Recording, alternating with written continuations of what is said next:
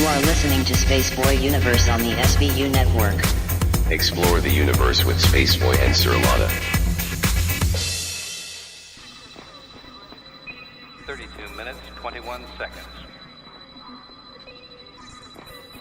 5-second tone followed by a 1-second pause. You are listening to Spaceboy Universe. Okay, gang, let's go.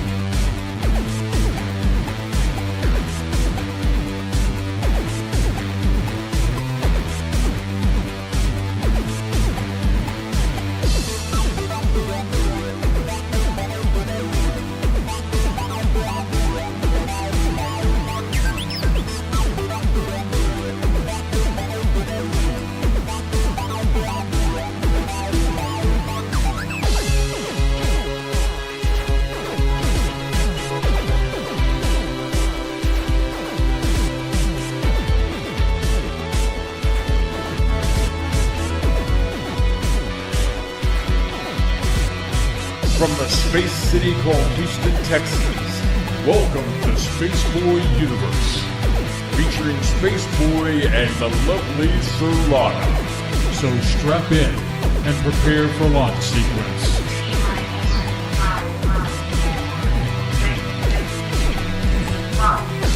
Greetings and salutations, I'm Spaceboy and welcome to Spaceboy Universe. It is February 10th, 2018, and tonight our guest is Michael-Huntington, and it is going to be a great guest tonight, so sit back and enjoy the road.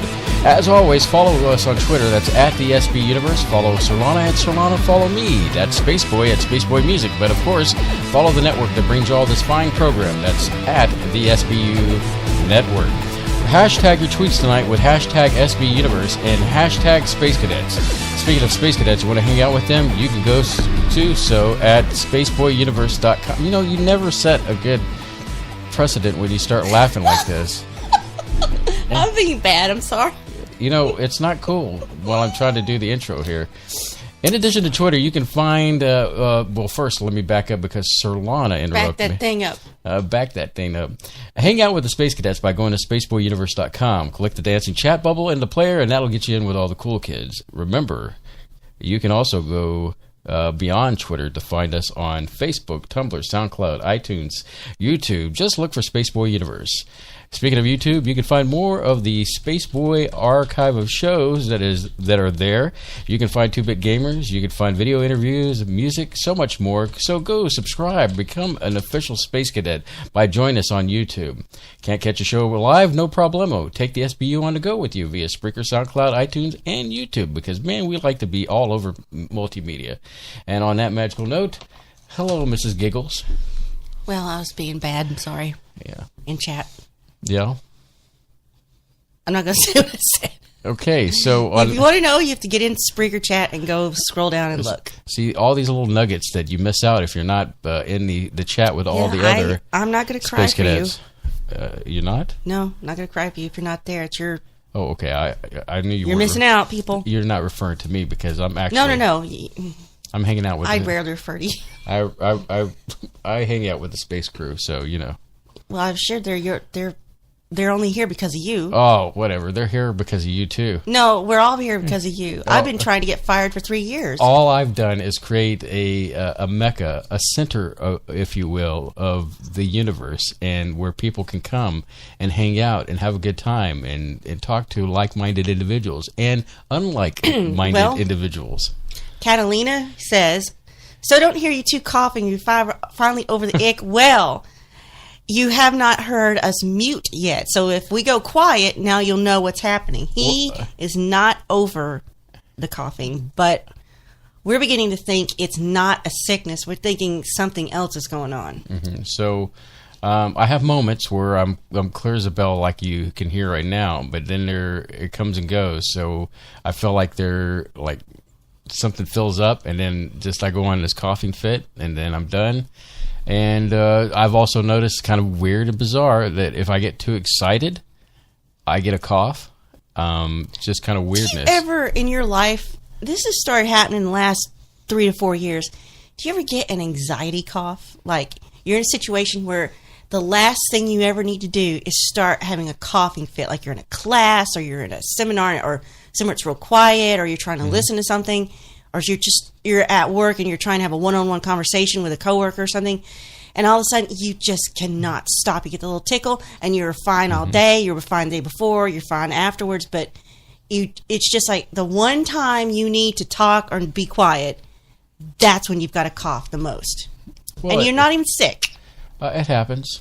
Like I said, with me lately, it's been, I can say that when things get heated up as far as I'm under the gun on something and I'm trying to... There's some kind of anxiety thing, though, for me. It is a part of an anxiety part with me. And then if I get excited, because, if I don't... I know you love this part.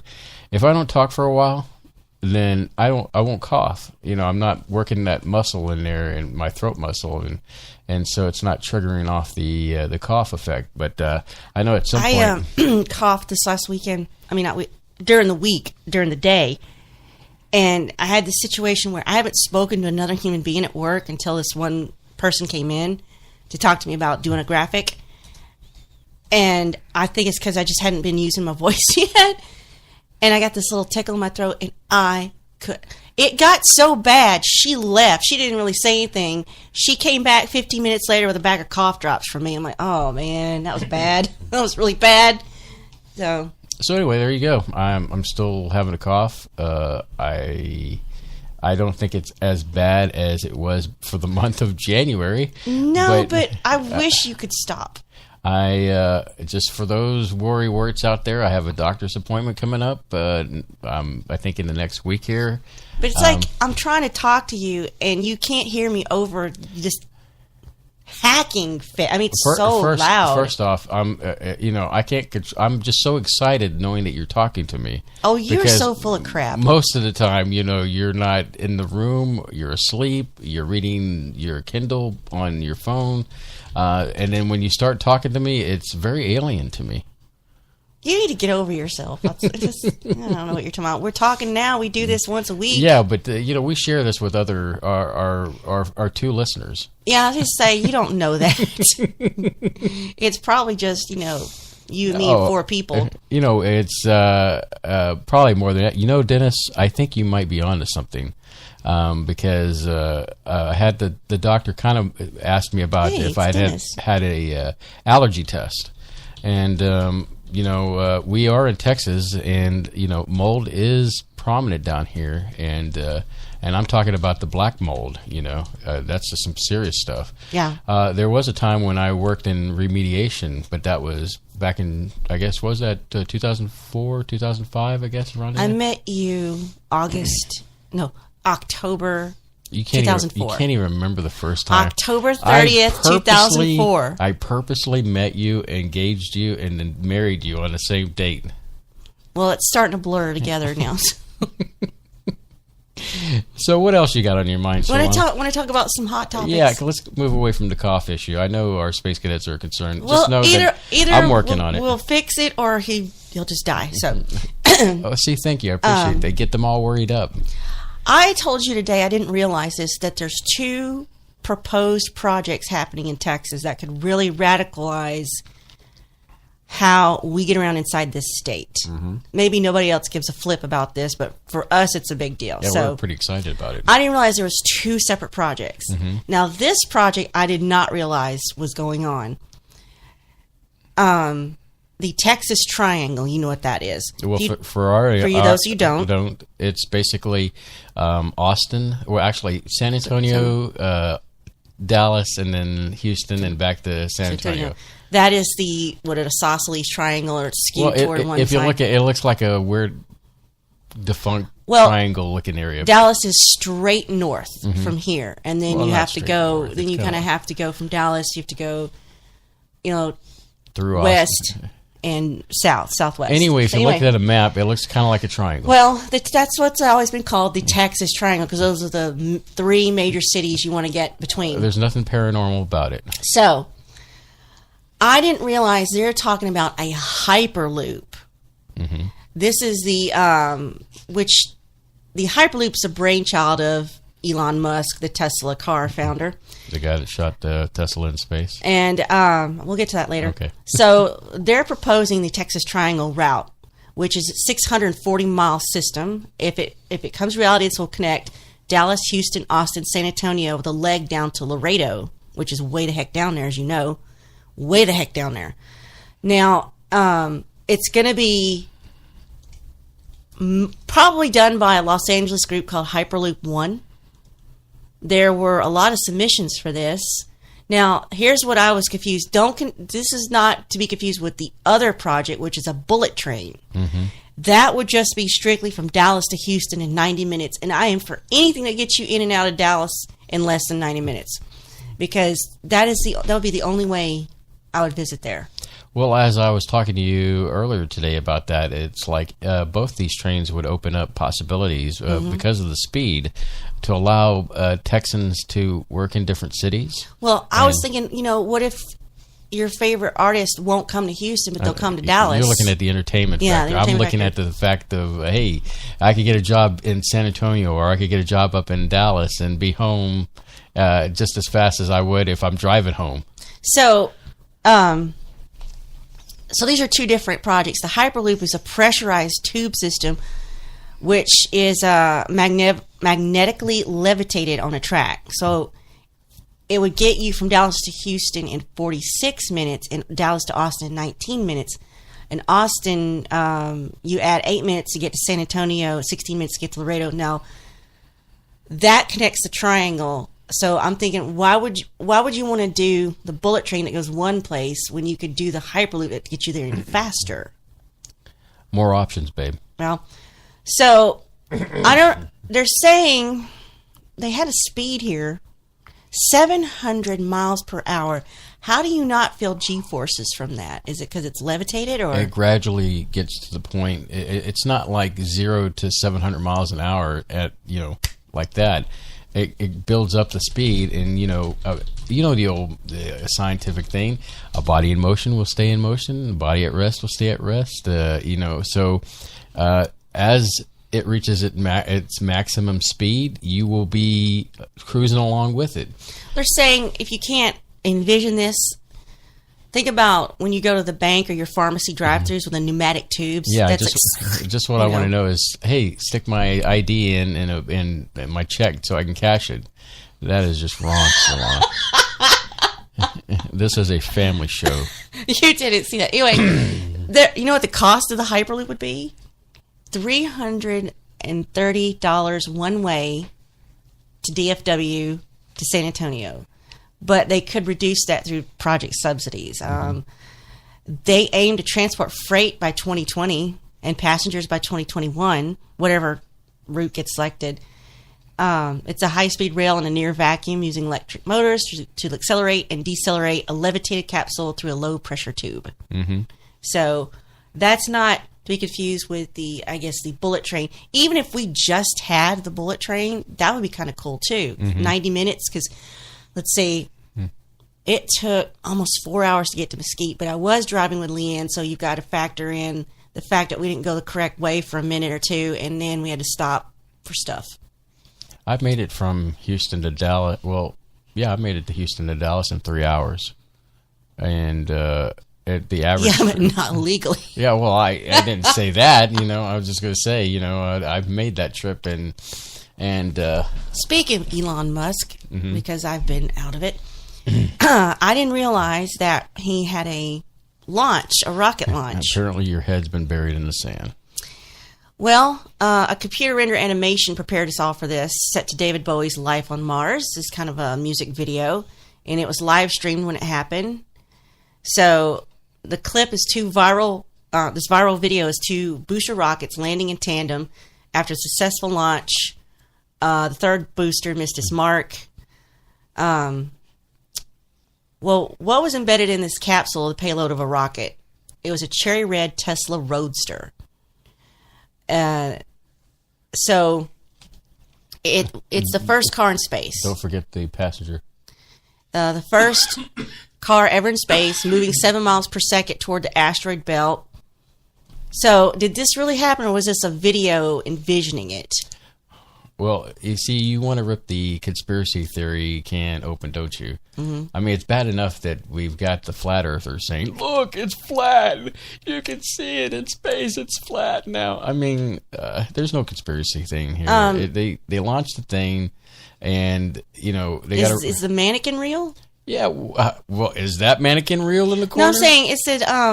added joke of the posed mannequin in a dashboard screen saying "Don't panic." That's from Douglas Adams, isn't it? Yes. Human manufactured car, elongated curves, aerodynamic, semi-organic shape. I mean, this is a sexy vehicle. I gotta admit, I've seen the Teslas here in Houston. One, it works on many levels. One, it proves that hey, commercialism is heading towards space. Two, it gives a plug for Tesla. You know, that they could say their car has been, well, they're not, I mean, if you discount the moon landing rover thing, yeah, we went to the moon, then it's the second vehicle in space, but actually going the furthest out. I mean, it's really cool if you just wrap your mind around it. You got this car heading out cool. past. I think it's cool. First, they said it was going to it was supposed to get like at a certain orbit, but now it was going to go beyond the asteroid belt, from what I've heard a little bit. So that is really cool. I'm going to go back and look into this a little bit more closely. You know what's really cool is those dang rockets that come back and they land. Really, it's very science fiction. You know, like out of the old sci-fi. About the boosters? Those rockets, yeah, they come back and they land. So they get the job done. They're like, okay, we're done. Let's come back to origin. So that they can reuse it. That is the key. That is flipping Elon cool. keeps on saying that the key to bringing the cost down renewed is to be able to reuse these things, and he's been able to. I mean, I was just watching a video earlier where these things come down and they land, and it is just so mind blowing. And then of course there's this one video where it shows it landing on a platform out on the ocean. So I'm sorry, I didn't see enough about this. It was in a capsule. That's to get it up there. Yeah. Did it come out? It came out of the payload area? Yeah. And I imagine that's why the car is kind of like at an angle, and so they could fit it into the rocket. But once the rocket got up... It's a convertible? Yeah, well, of course. Why not? If you're going to drive the Milky Way, you might as well have a convertible. Okay, can you imagine if there was life out there and they're like, what the heck? Remember that episode of Star Trek Voyager where they found that 1930s... The episode's called 37. 37. They found that 1937 pickup truck. No, I don't think the pickup truck was 37. It was from the 30s, yeah. The 37s were the ones like Amelia Earhart and all them, apparently, that went missing and stuff. So, anyway. But that was kind of cool. They rolled up on that. My idea was that, can you imagine when this civilization gets wiped out and then the next civilization after so many years comes along and they find that damn thing out there in space and they say, like, wow. You say body of motion keeps it, is it just going to keep going till it... Well, it's set up to do an orbit around the sun. So it'll be somewhere close to the asteroid belt. It's going to be dirty by the time it's... Well, it's dirty. They were saying the radiation from the sun, no telling how it'll look after so many years. But I mean, like it's been sitting out in your backyard like a redneck's on cinder blocks. And, yeah. But anyway, the thing is that to find technology like that many years later, I mean, that is, I can only imagine if I was pretty dang cool. If I was to launch something in space, for me personally. And to know that it would be out there unless it was affected by a meteor or a comet or land, the gravity weld of Jupiter or something like that sucked it in. But to know that I had put something out there is just really cool. Do you think it was about Elon's ego? I don't think so. Or was he trying to keep Tesla's name out there? I think this is a good advertisement thing. He's proven that he could do it. I mean, he's the SpaceX company that he has signed an agreement with NASA that they've agreed to send cargo up on behalf of NASA. So he's already proven that he can do it, and he's what can I say? He's just really, the guy is just, I've always said he looks alien. Yeah, I believe, I agree. Anyway, one little last mind-blowing thing here, and we'll talk about Logan Paul. What? What about me? Best Buy, remember Best Buy still exists? Will stop selling CDs as digital music revenue continues to grow. First of all, Best Buy still exists. Did you know that? I didn't know they were even selling CDs, because you go in there and it's like, what is this place? You don't even recognize it anymore.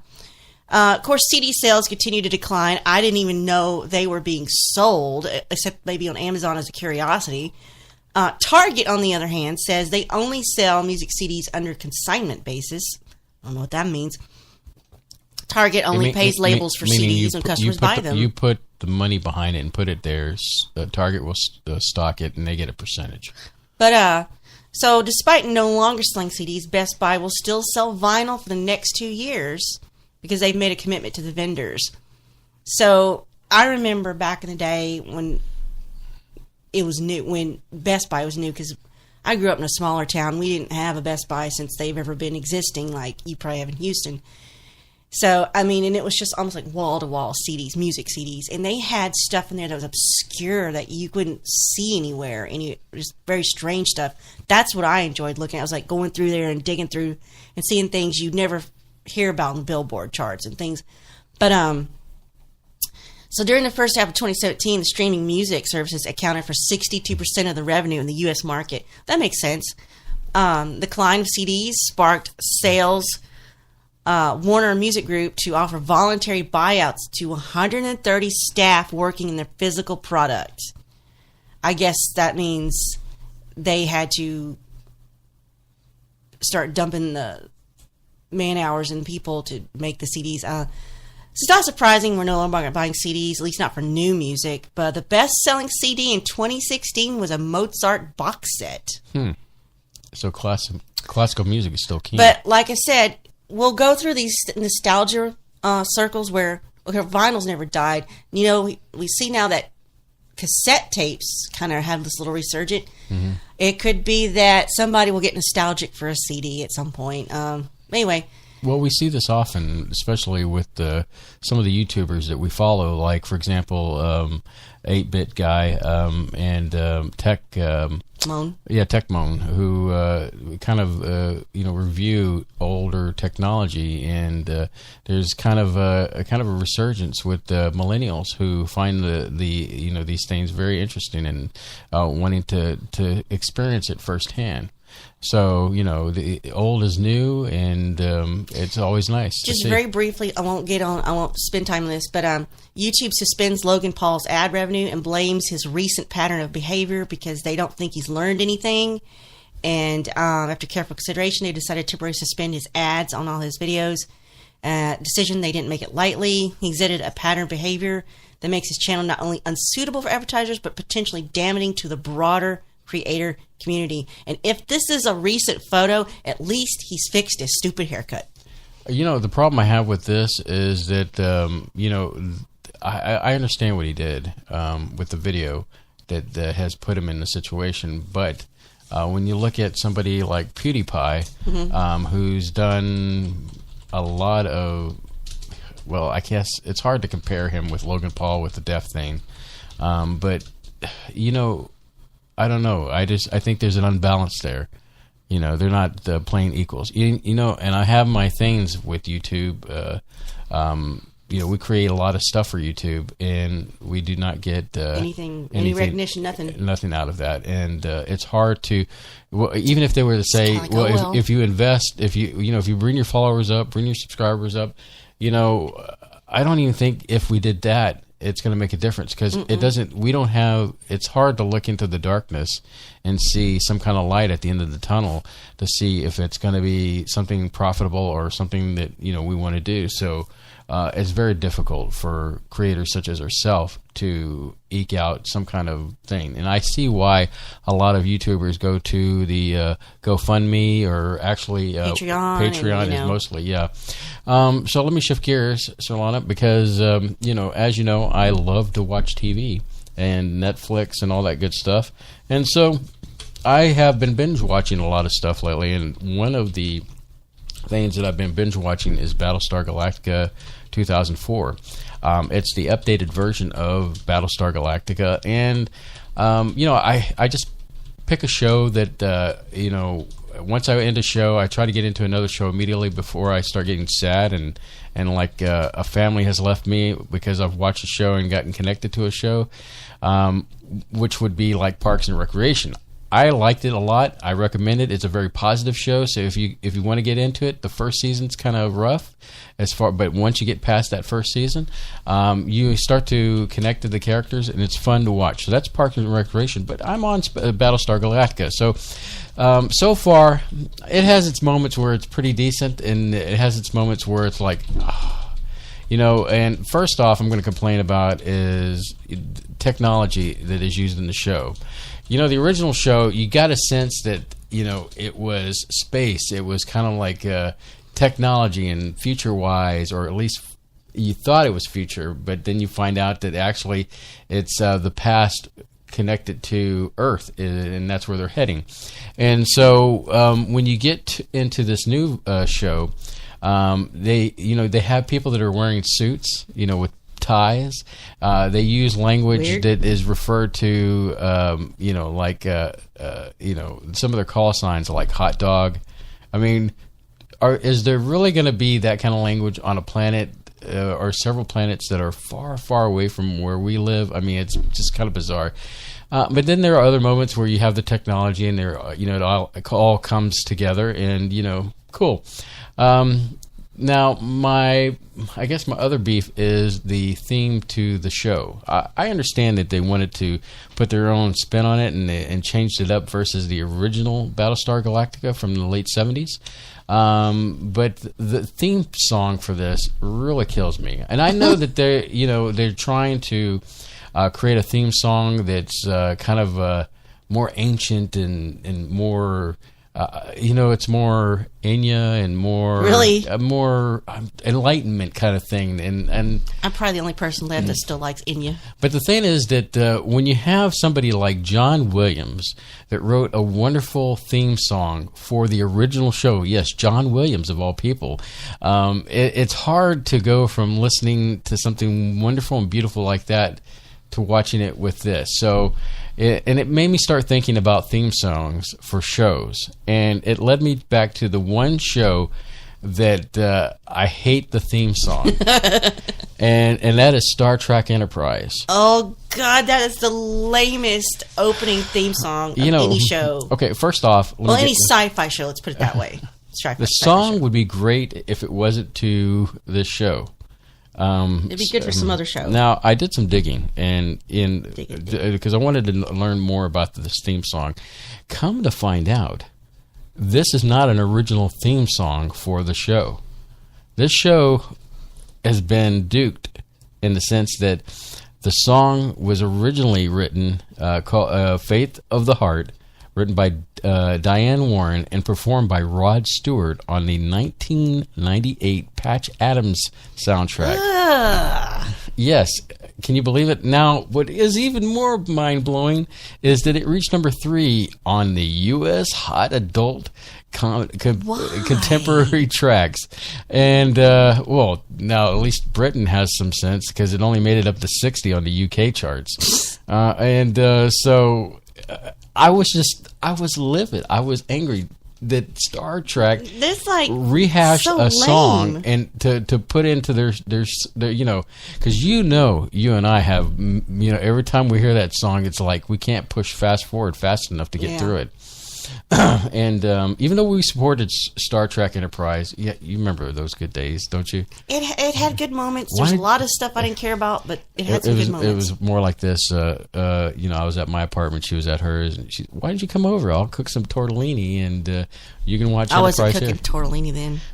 You cooked tortellini for me one time then, but now it's a part of our regular. But anyway, Faith of the Heart is just the biggest wrong choice as far as I'm concerned for Star Trek Enterprise, and to find out that excuse me for a second, now it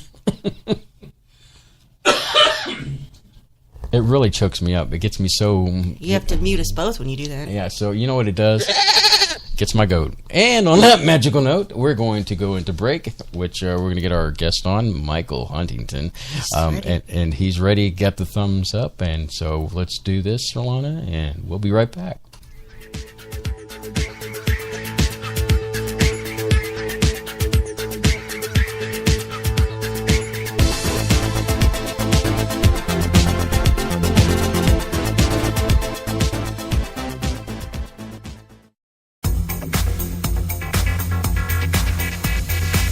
You are listening to Spaceboy Universe on the SBU network. Explore the universe with Spaceboy and Sirlana.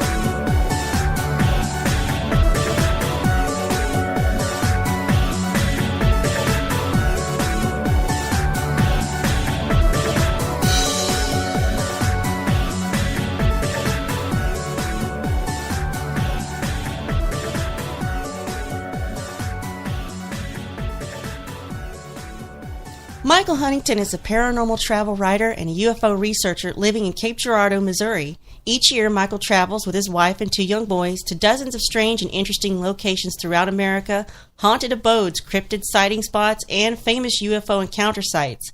The Huntingtons document their strange travels all on social media, on the Strange Travels blog, and in the soon-to-be-released Strange Travels book series.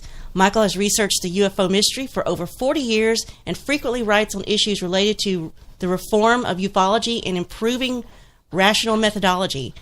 He has been interviewed on television and numerous radio programs discussing a variety of paranormal topics, his family's unusual travels, and the enigmatic UFO subject. Please welcome tonight's guest, Michael Huntington. Welcome, Michael. Hello, how are you guys? We're doing fabu. How about yourself?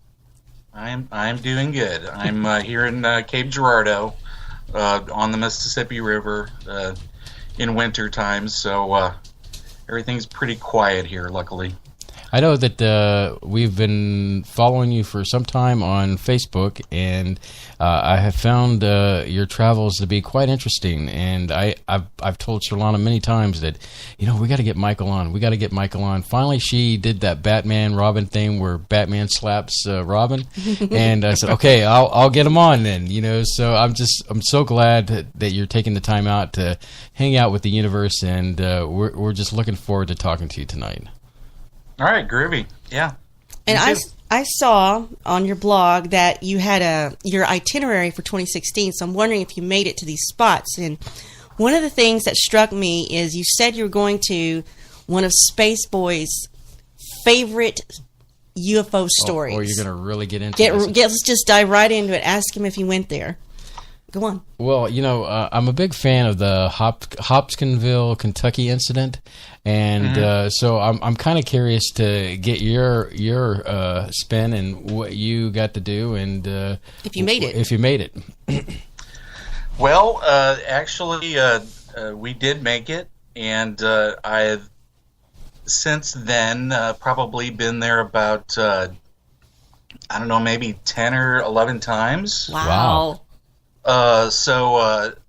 It's, we, in travels, you go through towns, and when we would go through, like, Hopkinsville, not necessarily staying there, but, traveling through or whatever, I would try to go by through the area to kind of get an idea, of what a particular incident place, historical, event, and in this case, it's a UFO event. It's the Kelly Hopkinsville Encounter. Mm-hmm. Kelly is a small town about 8 miles north of Hopkinsville in Kentucky, the western part of the state.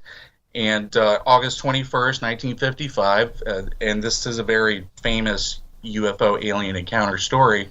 The Sutton family, who lived on this farm in Kelly, were allegedly their farmhouse was attacked by like aliens, little green goblin, big-eared sort of silver suit aliens.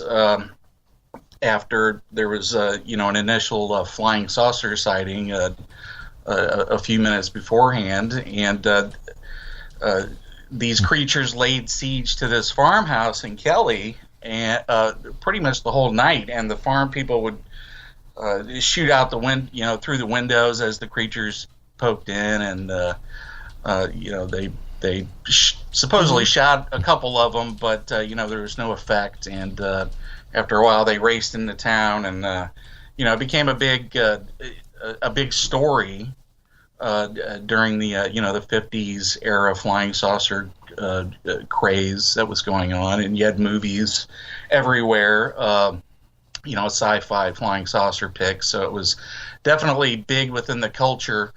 And so when real events like this were reported, it went all over the media, and it still is one of the top cases just because of its influence. The term "little green men" was attributed to this event, so it's sort of it's got a lot of historical influences, and it's a very interesting case that was never really explained, rationally. And I've always been interested in it, and did a lot of research and looking at old aerial photographs and talking to people and looking at Google Maps and all that. I was able to determine the location, and the town there celebrates this event. It's really? Every year they have what's called the Kelly's Little Green Men Days. It's a UFO festival. It's a fun little small town fair type thing. All the money goes to benefiting this small, Kentucky community. So it's a good thing to visit and go to. And but the where the fair was adjacent to where the property where the incident took place, and just until recently, this property has now been incorporated into this event. So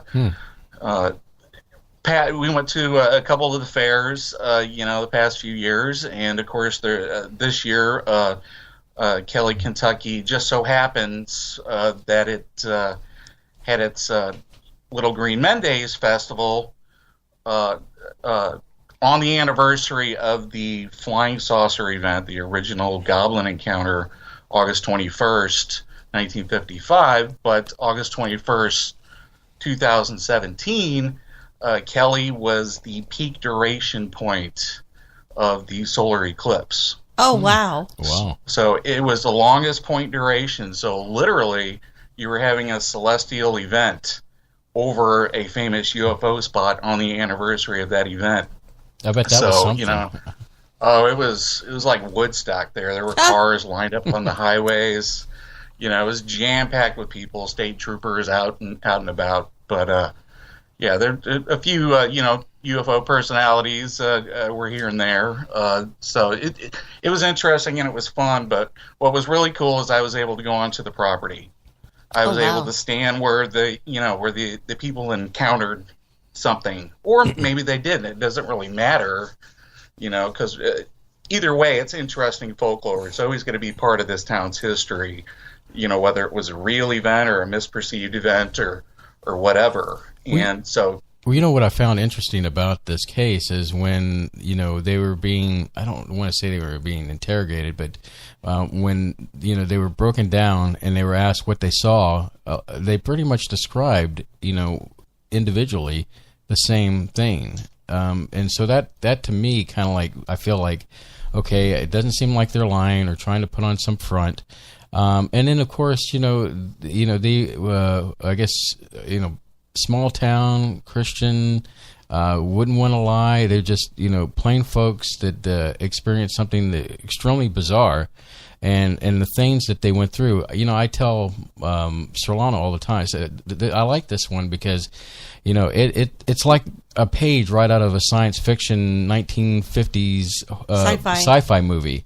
You have the alien coming down. You have these glowing entities, and then another thing that I found interesting was, this was a report of aliens that didn't look like the typical grays that we see in such, in media and it's before that. Predates that, doesn't it? Well, it's before that. Oh, yeah. And just the looks of these aliens is just fascinating. Looking little like hobgoblins. Yeah, exactly. And then because Solano will detest. I actually did like I guess it was in October where we did a Halloween special thing 2 years ago, where I kind of read a story behind all this, and it was just, to me, it ranks up there as one of my top UFO related incident, and it's very compelling. Mine would be Skinwalker Ranch. Oh, that's another good one too. Yeah.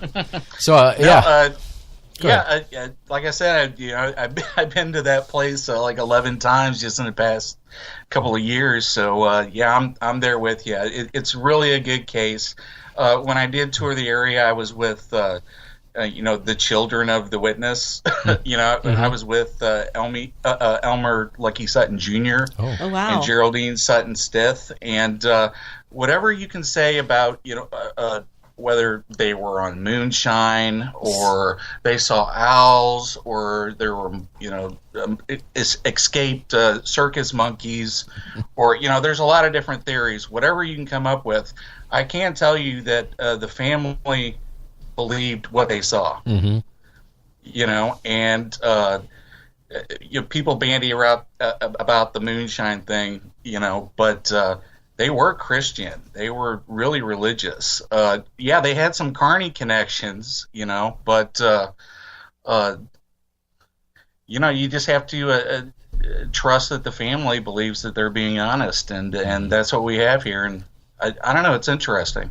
It is. Either way, however, whatever the truth is, and we'll probably never really know it, but it's definitely had influence, and it's definitely a fascinating mystery. And you can also add that in the minds of that family, to them, it's real. I mean, the way they were scared and the way the message was conveyed, it's hard to go against that. And there is some skeptics out there that, like you said, blame it on the I guess the great horned owls that are out there, so it is what it is. But once again, great story. And so, did I lose you, Solana? Sorry. Did you also make it to Arkansas to maybe that conference, or did you stay in that Crescent Hotel? We didn't stay in the Crescent, and yeah, we went to the last two Eureka Springs Ozark Mountain UFO conferences. This last one was their 30th anniversary, so they had some big wigs there. But I like that conference. It's the one closest to me. It's kind of hard to get out there to Los Angeles or right. Philadelphia or even Arizona, because I'd have to fly or whatever. But and I prefer to travel on the road, Same and here. if I did drive there, I'm going to want to stop at all the cool places along the way. So, that's more like a 3-week trip, right. if I was to go attend that, which I may, here in the next few years. But, I'm sort of disinterested in a lot of the conferences this year because they're kind of focusing on this disclosure stuff with Tom DeLonge, which I think is it needs to be sorted out. So I don't want to go to any conferences. I've already had a lot of discussions with people on some of these ufological issues, but conferences are a good way for people to interact and hear different viewpoints, and mostly those are social events, but you get to meet some of your heroes. And in this past year I've I went to a UFO festival. I went to a UFO film premiere. I went to a ghost festival. I went to a cryptid convention. I went to UFO conference. So I kind of looked at, because I am into UFOs, but I'm also into all the other interesting paranormal stuff. So as I travel, I want to meet some of these other people that are doing similar things, and people that have access and to some interesting places that I want to check out. So Michael, we're about the same age, young 30s, I guess, and I'm quite interested. Sorry. I'm quite interested in knowing more how you dived into the subject matter in general. I mean, I have a love for UFOs. I've always been that way since I was a kid. I think In Search Of was a great program back when I was a kid that got me into that. When they had Scholastic books where you could buy books, I bought stuff on Bigfoot and UFOs. I mean, that's a little bit about my end, but I want to hear about you. Well, everything you just said would apply to me as well. I am not in my 30s. I'm 49 now. So when I tell people, I'm an old researcher or whatever, they're just like, what? No, you're not. You got little kids and all that. And it's like, no, I grew up in the 70s, and it was pretty much throughout the culture, as you know, In Search Of and Close Encounters of the Third Kind and Star Wars, all this sort of space stuff all opening up at once. You had UFO magazines, and you have all the tabloid stuff, which was definitely influential in my house growing up. My mom got what she called her newspapers every week, which was all of the tabloid stuff. So, I just grew up, even as a young kid, 4 or 5 or whatever, just sort of looking at these interesting things because they had, weird pictures in them. And I started cutting stuff out. And, I'm like 6 years old, and I'm interested in flying saucers and aliens and all that sort of stuff. And it just... It really had an impact on me, and then when I actually had a flying saucer encounter when I was around 10, that just sort of kicked it into another gear, and since then I sort of started looking at the scientific aspect of it, and I joined the Aerial Phenomena Research Organization back when I was like 12.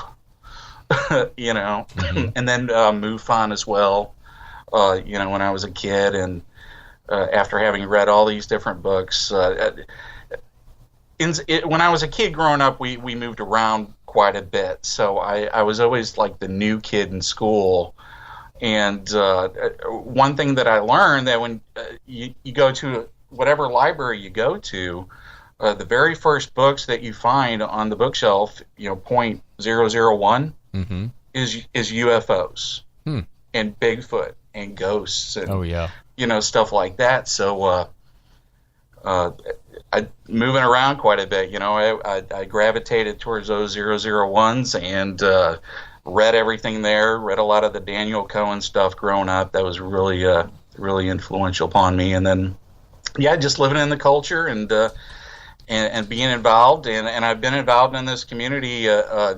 Not actively, not as a presenter. I've done a lot of different things in my life, but I've always been plugged into it, and kept up on all the research and the books, and what's going on. So, as well as all the other paranormal topics, it's just I guess part of my identity. Right. 70s were a very interesting time. Now that you've met your age, I'm a year younger than you, but the thing is that... That's why I was giggling. Yeah. So, 70s were an interesting time. You had, like you said, sci-fi was very prominent back then, but of course you had movies that dived into the paranormal and like even in the religious aspect, like The Exorcist and things like that really brought a lot of this culture that you and I have read and enjoyed as a kid growing up, setting the foundation to, I guess, for you to, I guess, go on these journeys and to explore those and to actually see things firsthand where things might have happened, or to actually get to talk to people to get their experiences. But speaking of experience, you mentioned about a UFO encounter. Could you tell us a little bit more about that?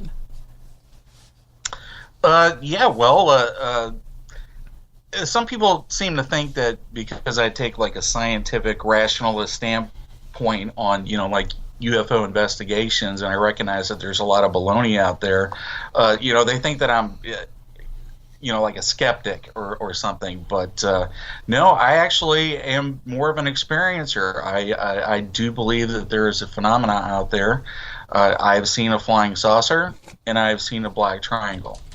I saw the flying saucer when I was 10 years old. It was in St. Louis, and we were returning home from a picnic, and looked out the window, and flying through the air was a classic silver disc, at least as I perceived it. I couldn't tell you what it was. I couldn't tell you if what I saw was there or if I imagined it. Such is the case with testimony. All I can do is tell you that I had that experience. Mm-hmm. I saw a flying saucer, and later on, I guess like 10 years ago now, 2008, I saw a black triangle traverse across the front of the moon. So it didn't have any lights or markings. Most likely that was probably some sort of military like maybe a Black Project or Manta or whatever. Missouri is in the flight path for a lot of that secret stealth stuff. So, I don't know. There's a military base in North Dakota, isn't there? Or one of the Dakotas. Well, in Missouri at at Whiteman Air Force Base, just outside of Kansas City. That's where our stealth bombers are. That's where they fly out of, and it incidentally around that area, and we were able to visit there a couple of years ago during an air show. That area actually around where we have our stealth bombers is Missouri's UFO hotspot. Of course.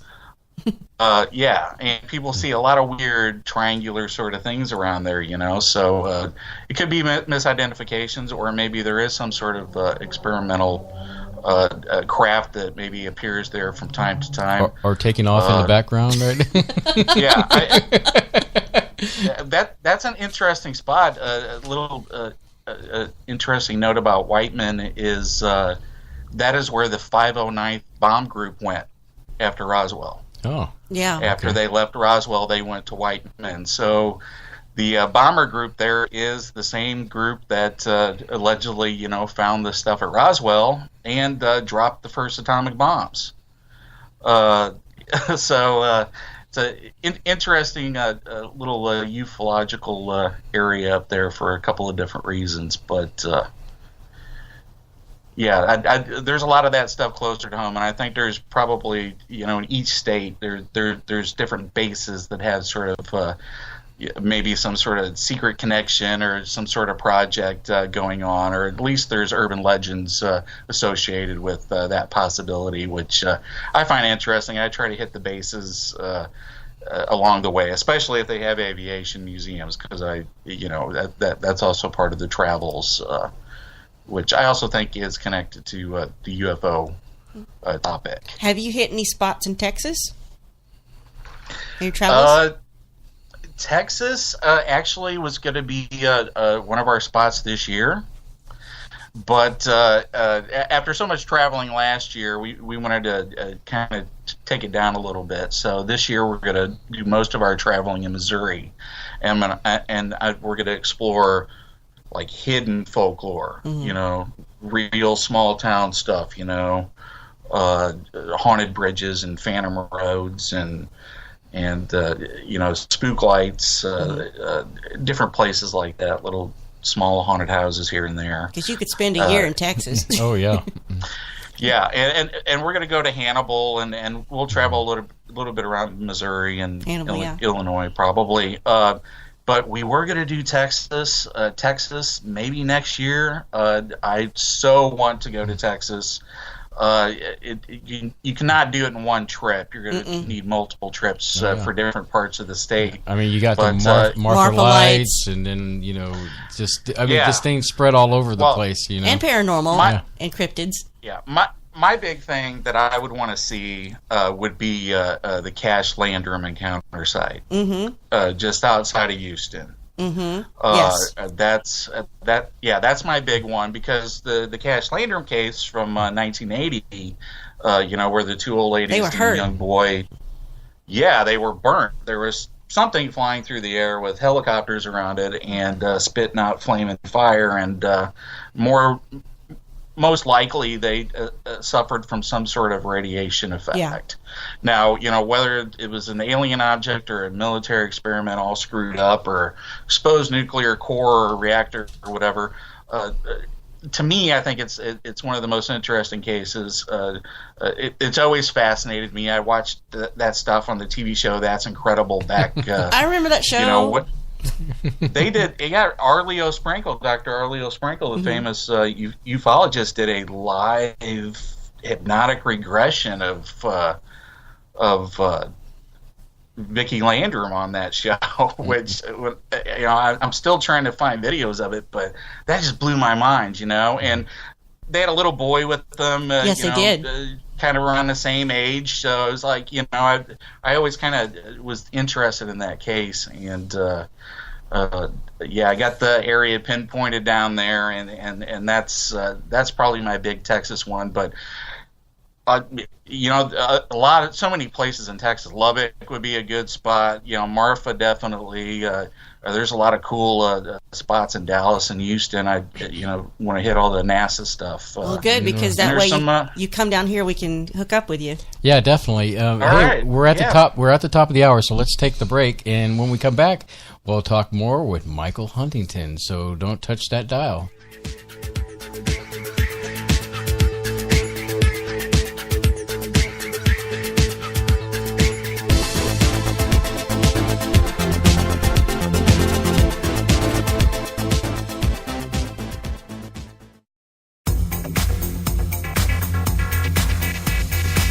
You are listening to Spaceboy Universe on the SBU network. Explore the universe with Spaceboy and Sir Lana.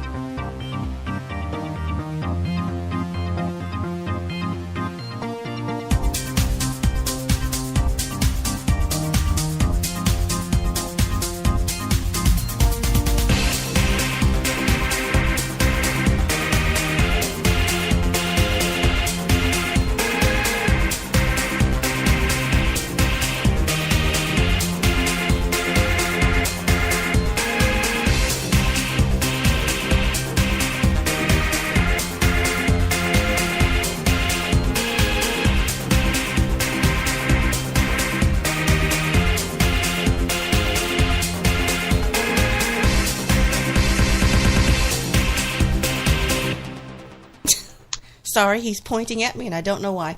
So, Michael, in your travels, you've been to all these interesting places. Have you had an experience at one of these sites where something has happened before? You mean like a UFO spot or a haunted house? Yeah, any of them. Has anything really kind of creepy, interesting, or strange happened to you? Anything weird happened at a weird spot. Mm-hmm.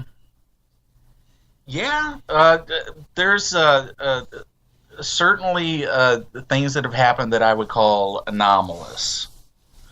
I can't attribute things to to anything that proves the existence of ghosts or Bigfoot or UFOs, but I can tell you that I did visit some UFO hotspots and had some anomalous stuff show up in pictures.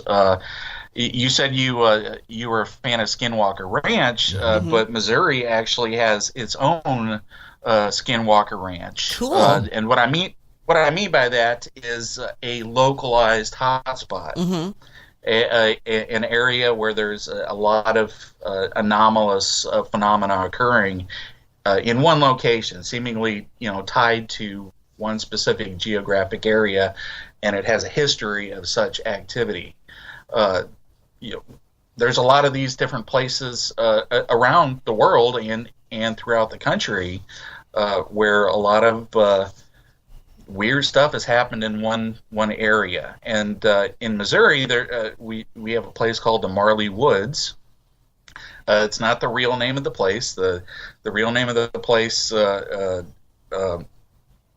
you can research it and you can find out where the location is. It is in south central Missouri, not too far from where I'm at. And like Skinwalker Ranch, this area has had UFO encounters, cattle mutilations, strange creatures, orbs, portals, just sort of strange events all occurring in one spot. And in the late 90s, early 2000s, Ted Phillips, the protege to J. Allen Hynek and the best field researcher, conducted some field studies at the Marley Woods and caught all sorts of anomalous stuff there. And I've been there a couple times, and each time that I've been there have been interesting things like showing up in photographs, but nothing that I could put out and say as being evidence of anything. I did have a little flying saucer looking thing show up in the picture, at the Marley Woods. And likewise with a number of haunted houses that I visited and haunted hotels. We did tour the Crescent a few times down there in Eureka Springs, the most haunted hotel in America. And, I got some really spooky stuff, strange figures or whatever. I'm not going to say that they were there or that proves ghosts necessarily, but it's interesting photographic anomalies. Nothing really overt at any of these locations. I was in a haunted church once, and I was able to feel something kind of touch me, but as the case with a lot of ghost hunts, the lights tend to be off, and you don't know if there's something like dust or spider webs or touching you. And of course, you're also in a heightened emotional state, because you're in the dark and you've been told these stories, So, well, I'm glad you brought this up, because I was going to ask you, Michael, in your journeys, has there ever been a situation where you did feel a sense of I guess a foreboding? Yeah, exactly. A fight or flight kind of situation, or hey, I need to get out of here right now. I just don't feel comfortable, kind of thing.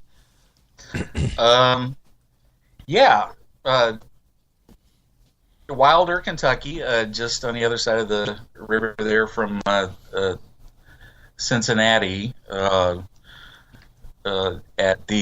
Bobby Mackey's Music World. Oh yeah. Went there. It was really creepy, and not that it was in open daylight, and it's I didn't go inside. I didn't tour inside. I was pretty much just we were going by, and I wanted to get some pictures of the outside and look around a little bit. Yeah, the closer I got to that building, it's sort of strange. It wasn't really a psychological reaction. It was kind of a physical, like fear mechanism reaction. Like there was a irrational switch, sort of turned on. I don't know. That's that place, which it's considered, one of the most haunted places in the country. Literally, the basement part is called the gate to hell. Is that the one those guys went to on like the Travel Channel? The Ghost Adventures. I think Ghost Hunters, Ghost Adventures, all the ghost shows are pretty much they've all been to that spot. Yeah, that is a creepy place. Even without them trying to hoke it up, just filming it with it being empty, knowing there's like, ooh, that don't look right, Yeah, but as I said, I didn't get to tour inside of there. I've had the opportunity presented, but I don't know. I'm still kind of creeped out by that spot. I am going to do an overnight ghost hunt at Waverly Hills. Oh wow! Sanatorium here. That's in May. another one. Yeah, it's one of my favorite spots too. Yeah. Yeah, I'm gonna be there overnight. And I'm going to apply different methodologies than traditional ghost hunting type stuff that you see on TVs. I'm not going to have a ghost box or EVP stuff or any of that. I'm gonna try some different things and film and. Since you brought that up, do you find that with media the way it is that they've saturated the perception of ghost hunting and paranormal and kind of boxed himself into a corner? Well, it's scripted and prepared and hoaxed, a lot of it. Yeah. There's certainly within all of the different paranormal communities that are connected to the entertainment industry, Bigfoot, UFOs, ghosts. When you have the TV money fame element added to it, it's certainly going to skew what should be proper, scientific methodologies and promotion of, what you're trying to promote. That being said, there's a lot of benefits to getting people interested in, spooky areas, learning the history, learning the folklore, encouraging crypto tourism and paratourism, to different places to check these things out for themselves, because people have they're coming from different backgrounds, they're coming from different places, and as a travel person, as a paranormal travel guy, I respect the locations and I respect the history. I understand the benefit of different ways of looking at things, but I think ultimately you do need to try different things, and you do need to try to do something different methodology-wise, because you can get all the ghost pictures you want and all the EVP that you want, but you're not really you're ultimately just going to have a collection of that, and it's still going to be up to other people to believe. Maybe more hard science type experiments, I think, can be performed at any of these areas, UFOs, haunted houses, whatever, any of these localized phenomenological areas, which haunted houses and haunted cemeteries and all these places certainly are, if there's an actual phenomenon. But otherwise, the folklore is still valuable to me. Are there any cryptids that you personally believe are real? Like, for instance, Bigfoot. Do you think it's one real? And if it is it a natural evolutionary from our planet, or do you think it's just one of these creatures that is working with portals and it can come and go as it pleases? Yeah, I don't know. I haven't had a Bigfoot experience of my own that I know of. I spent my summers at my grandfather's farm in the summertime growing up, as I was reading UFO magazines. And, I did see a thing kind of look into our window once that was, I don't know, maybe Bigfoot-like, but, it also could have been a bear or something. But actually, out of, I think, a lot of the phenomena, the different areas, UFOs, ghosts, Bigfoot, whatever, I think evidence-wise, there's probably a lot more for Bigfoot than a lot of the other, It's hard to believe in Mothman, although that would be wicked cool. Right. It was real. Yeah, I still love the folklore for a lot of these small towns. I love the stories, however they turn out. But I don't know, cryptid-wise, I think there might be some sort of creatures in lakes that we still can discover. I don't know if there'll be a plesiosaur or not, but maybe some sort of unidentified eel or something that we can still discover. I think that something like that, something in the ocean, some sort of creature in the ocean that would be considered monstrous, I think is most likely. Or something we thought was long gone, and turns out it's still here. I was going to say that there's that monster river, the guy that goes into these rivers and things and pulls things out, and they look pretty prehistoric. I mean, and odd looking, but river monsters. River monsters, exactly. Thank you. Yeah. And so those, it's kind of like, just because I haven't seen it before, it doesn't mean that it might not be out there. And then going back to the physical evidence, there's a lot of evidence out there for Sasquatch, Bigfoot. That you get these foot patterns in the ground. I think there was very recently some more footage of Bigfoot that surfaced recently. It even goes back to the one I'm very curious about. With Coast to Coast AM with Art Bell when he was on, he had a guy by the name of Bugs on, who supposedly shot 2 Bigfoots and buried them. That has been kind of an interesting story that I wish would get kind of resolved, but I guess Art has been kind of holding that back still for many years because of the implications of being accused of killing somebody. And so very fascinating stuff because, like you, I see the evidence where you have for Bigfoot. We see evidence when it comes to ufology, burnt patterns in the ground, things, radiation, just like the story you brought up about here in Houston. There's evidence out there. I go with, kind of a skeptic eye, but I'm looking for at least the 1%, Michael, that says this can't be disproved. This is your 1%, because if we could prove the 1%, then it doesn't matter what the 99% is, because we've proven with that 1% that this is it. So I'm looking for that 1% in my journeys in exploration in all the things that are out there of the unknown, because I want to believe, but I don't want to jump off a cliff like the other lemmings, and I'm not trying to badmouth everybody. It's just I want to be able to say, I applied my logic and I come to this conclusion, and based on this physical evidence, this is what I see. Yeah, I'm there with you, and it's sometimes you feel like you have to force the experience or force the phenomena, and at least when I'm traveling, I'm finding that I'm putting myself in situations, where I'm at places that have reputations and curses and ghosts and all that sort of stuff, I've been to the Exorcist house. I've stood under the Poplick, Monster Bridge, so it's I've been to some pretty strange and interesting places. I think that's why Waverly, I think, is probably going to be a good thing, because people say if you're going to have something to experience, then that's the place to do it.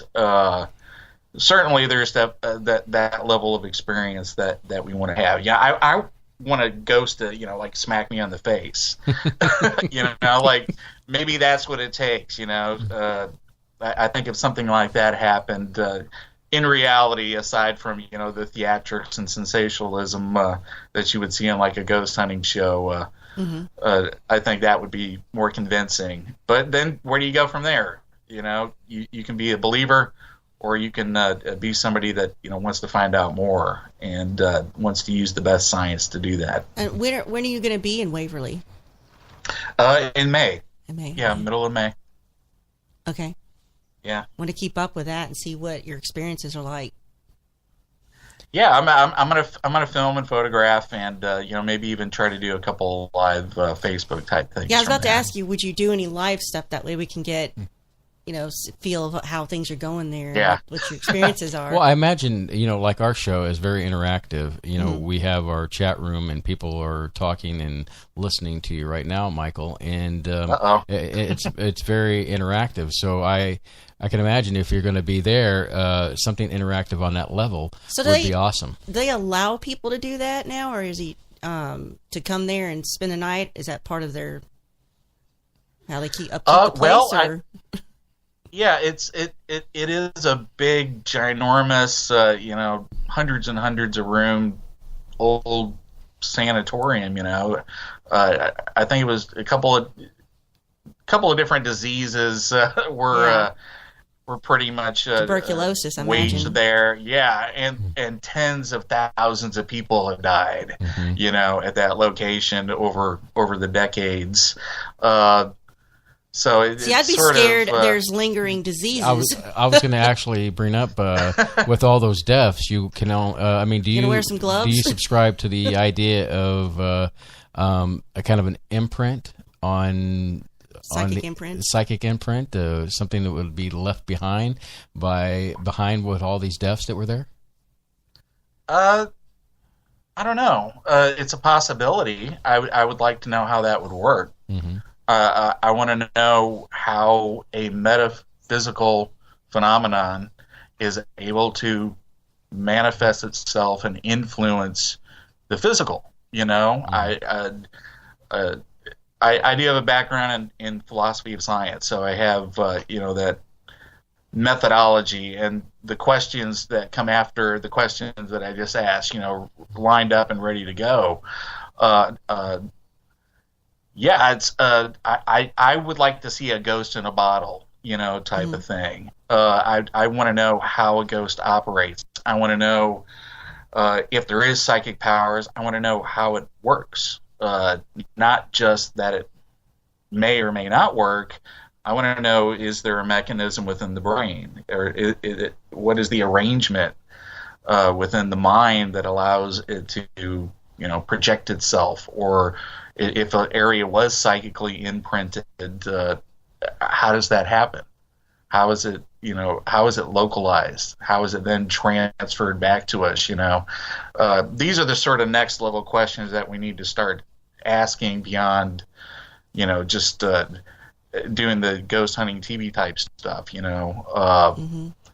What the answers are, I don't know. I'm open to a lot of this, a lot of different interpretations, as far as the psychology of the human mind, how physical areas can affect the mind, what psychological influences around you, the whatever would be connected to a certain area. I think we definitely need to start looking at that. But I don't know. Psychic imprints, it's a possibility.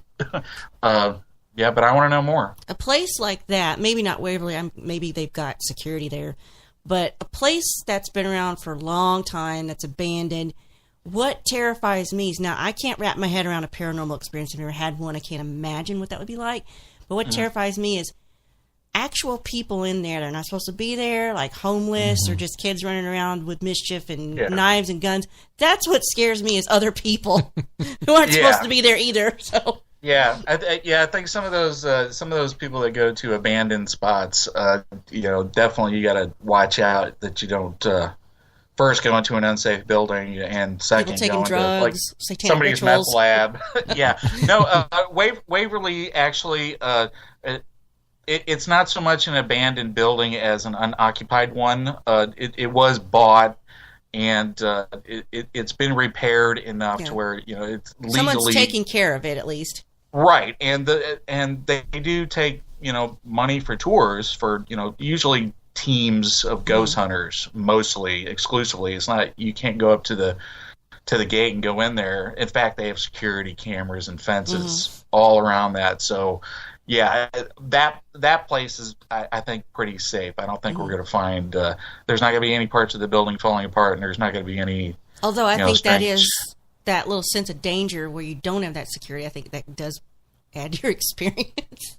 Oh yeah. Although it's probably not the safest thing, but that's what creeps me out is other people. Yeah, we have this conversation quite often. Like, you're all freaked out about the unknown part, but the reality is the hobos and the people tweaking on drugs. Yeah. So well, I mean, this may sound kind of silly or whatever, but when I was thinking about how I'm going with other teams, to Waverly, it sort of occurred to me that would be an interesting premise for like a horror film. Like you don't know everybody in your team. Maybe one of them is like some sort of serial killer or some sort of freak or whatever, and of course you're in the spookiest place that there is, and so he gets possessed by one of the ghosts there, and then it kicks off. Or maybe the ghost rescues the last girl at the last minute. Or it's one of those a child ghost. Is it Waverly or is Michael, it a different? Would you like to play a game? Is it Waverly or is it a different sanatorium that has the chute where they put the bodies?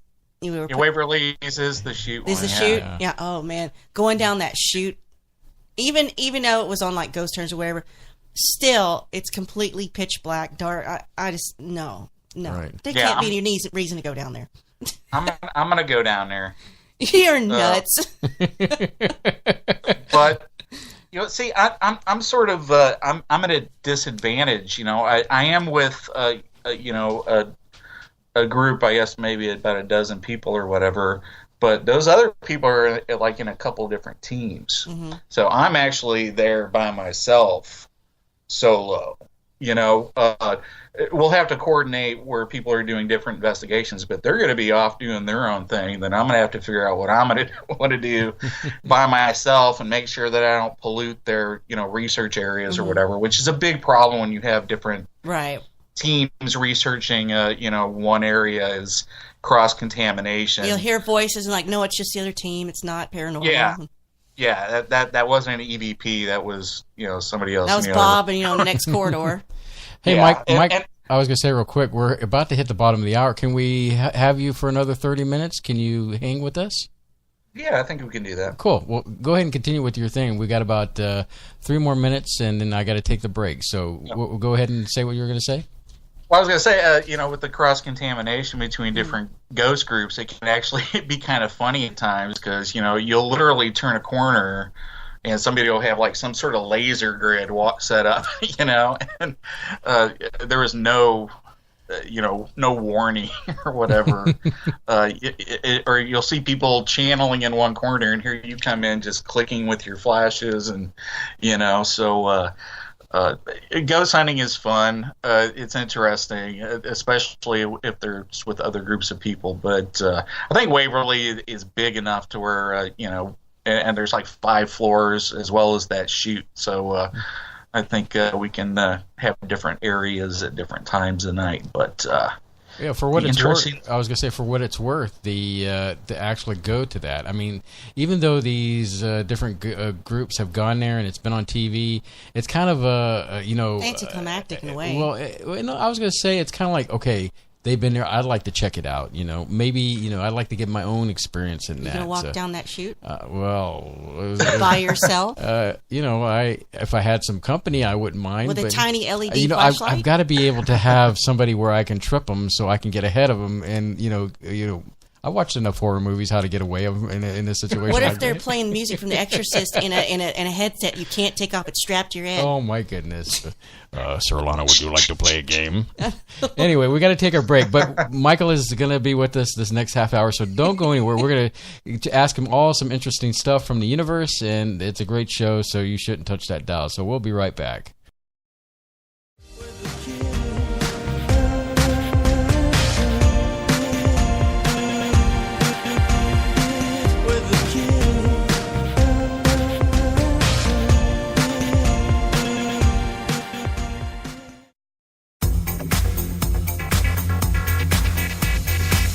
You are listening to Spaceboy Universe on the SBU network. Explore the universe with Spaceboy and Sir Lana.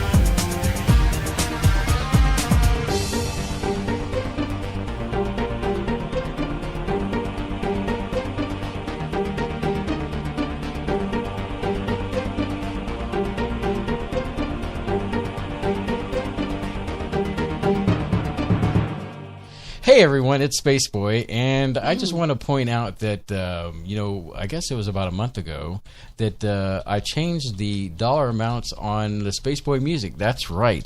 I changed the dollar amounts, meaning that it's free. Can you imagine that if you went to your favorite artist and they gave you their music free? Well, it's just mind-blowing. Well, I just thought that since over the years, since 1999, when Spaceboy Music was formed, that I wanted to give something back to everybody. And since everybody kind of enjoys the music and they rock out to it, I could tell the Space Cadets there, that I changed it to where the music should be free to the masses. So go to spaceboymusic.com, go get you some, and always remember to play it loud and share it with a friend, whatever. It's free. Just play it as your heart's content. So there you go, free music. So we're back with our guest, Michael-huntington, and we've just been blessed with his conversations about his strange travels.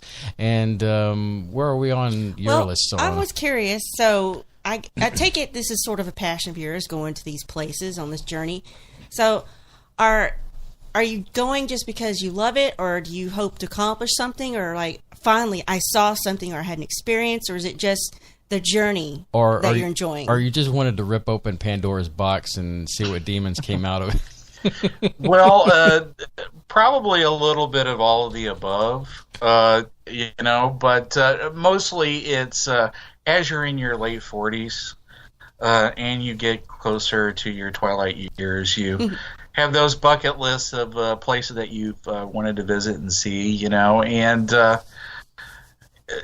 but you're limited economically to not traveling the world, so you drive to where you can, right, to find the places that you've always wanted to see. And for me, it's always been, I wanted to stand where a Bigfoot stood, or I wanted to, stand where a flying saucer had landed, or I want to, be inside of a haunted house. It's always been sort of a thing for me, reading all these, like Daniel Cohen stories, as I've said, and reading those tabloids of the 70s. These places fascinated me, and I always wanted to go there and check it out myself right then and there.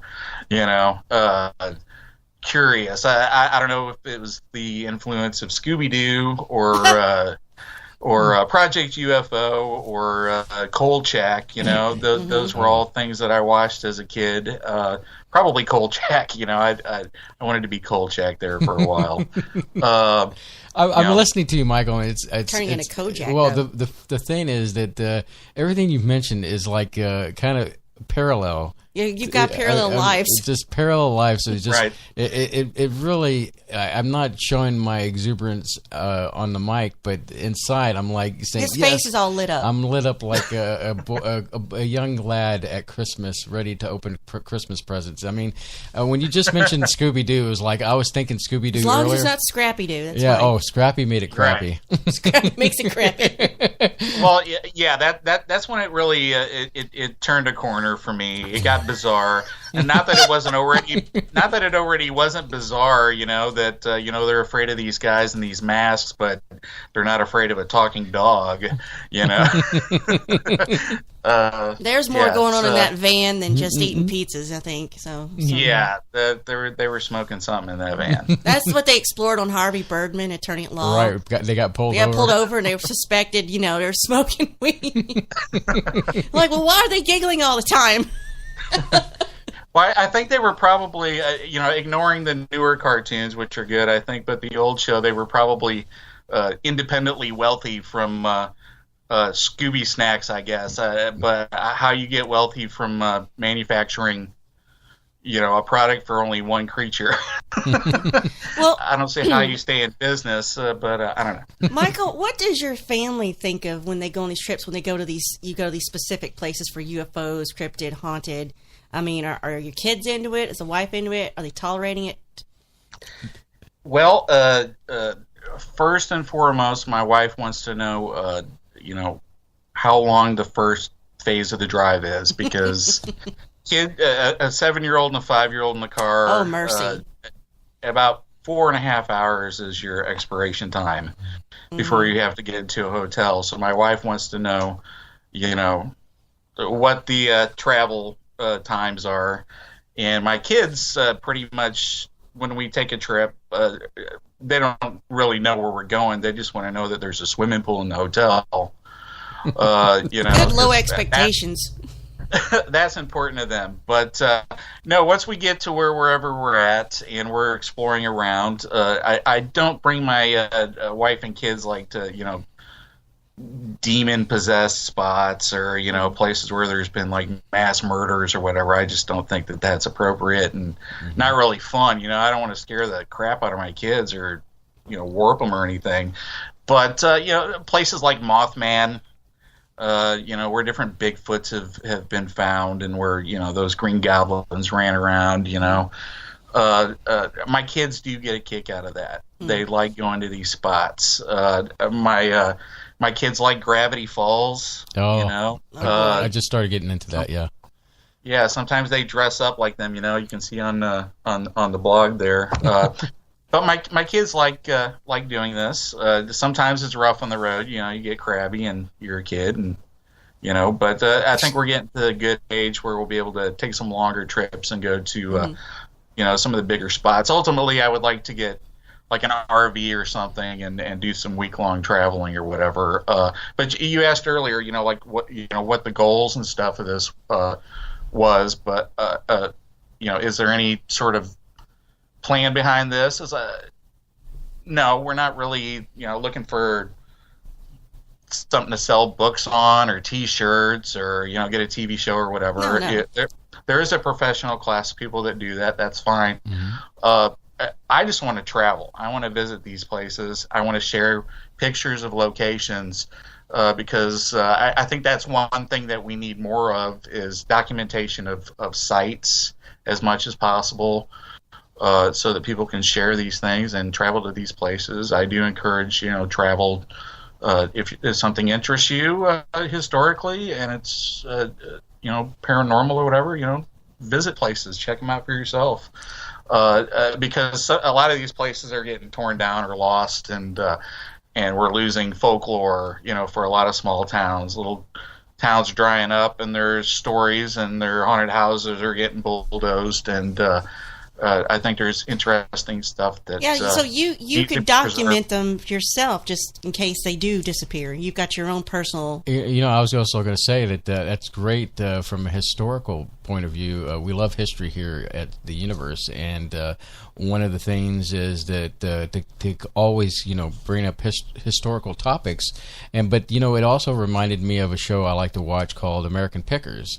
And how they go in and they rescue a lot of these items. It's not just about finding and buying; it's about telling the story. Telling the story, right. and kind of showing things of historical things because they from time to time turn stuff over to museums and keep that relevant out there so that the next generation can check it out. Especially when they find motorcycles vintage, they send it to that museum. That's not the angle I was going here, but they they do like the Indian motorcycles. Mike enjoys that, But from the other standpoint, I guess applying to what you're saying is that, you go to these places and you take these pictures and, you pass on a story and then your young ones are going to grow up and they're going to have great memories, They're going to have great memories and, they can have their own stories and then, the pictures and the things that you've done along the lines of them growing up, they can pass that on to the next generation.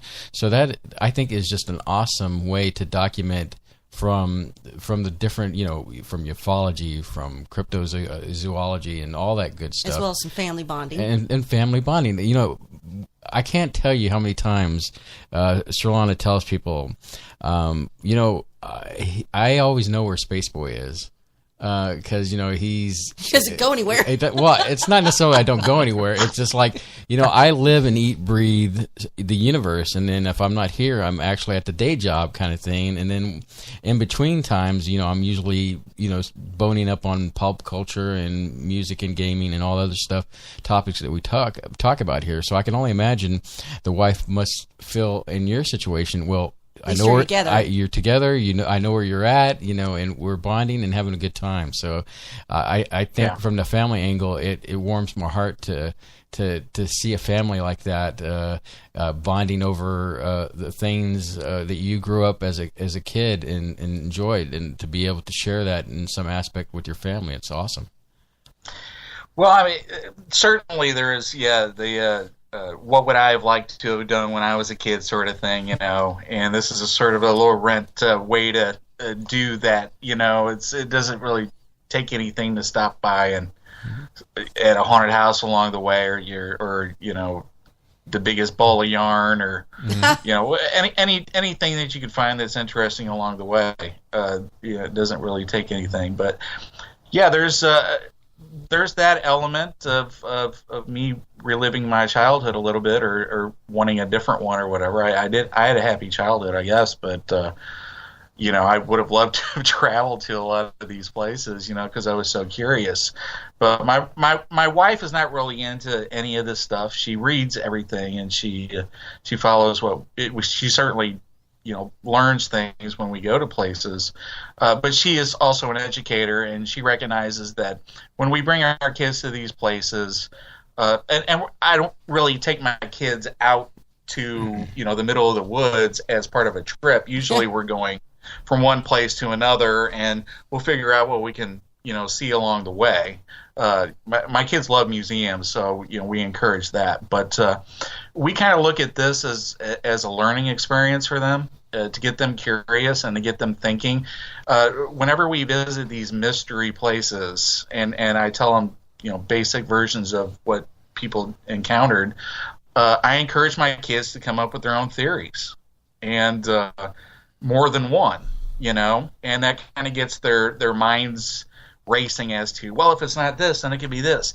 Well, if it's not this, then it could be this. And that's the sort of thinking I think that we need to encourage, is coming up with competing ideas and different theories, and figuring out what the best approaches are and why you think certain ways. My boy can look at a picture and tell you, oh, that's fake, that's CGI. That's great. I can tell that, and he's like, he just turned 7, and it's like, what?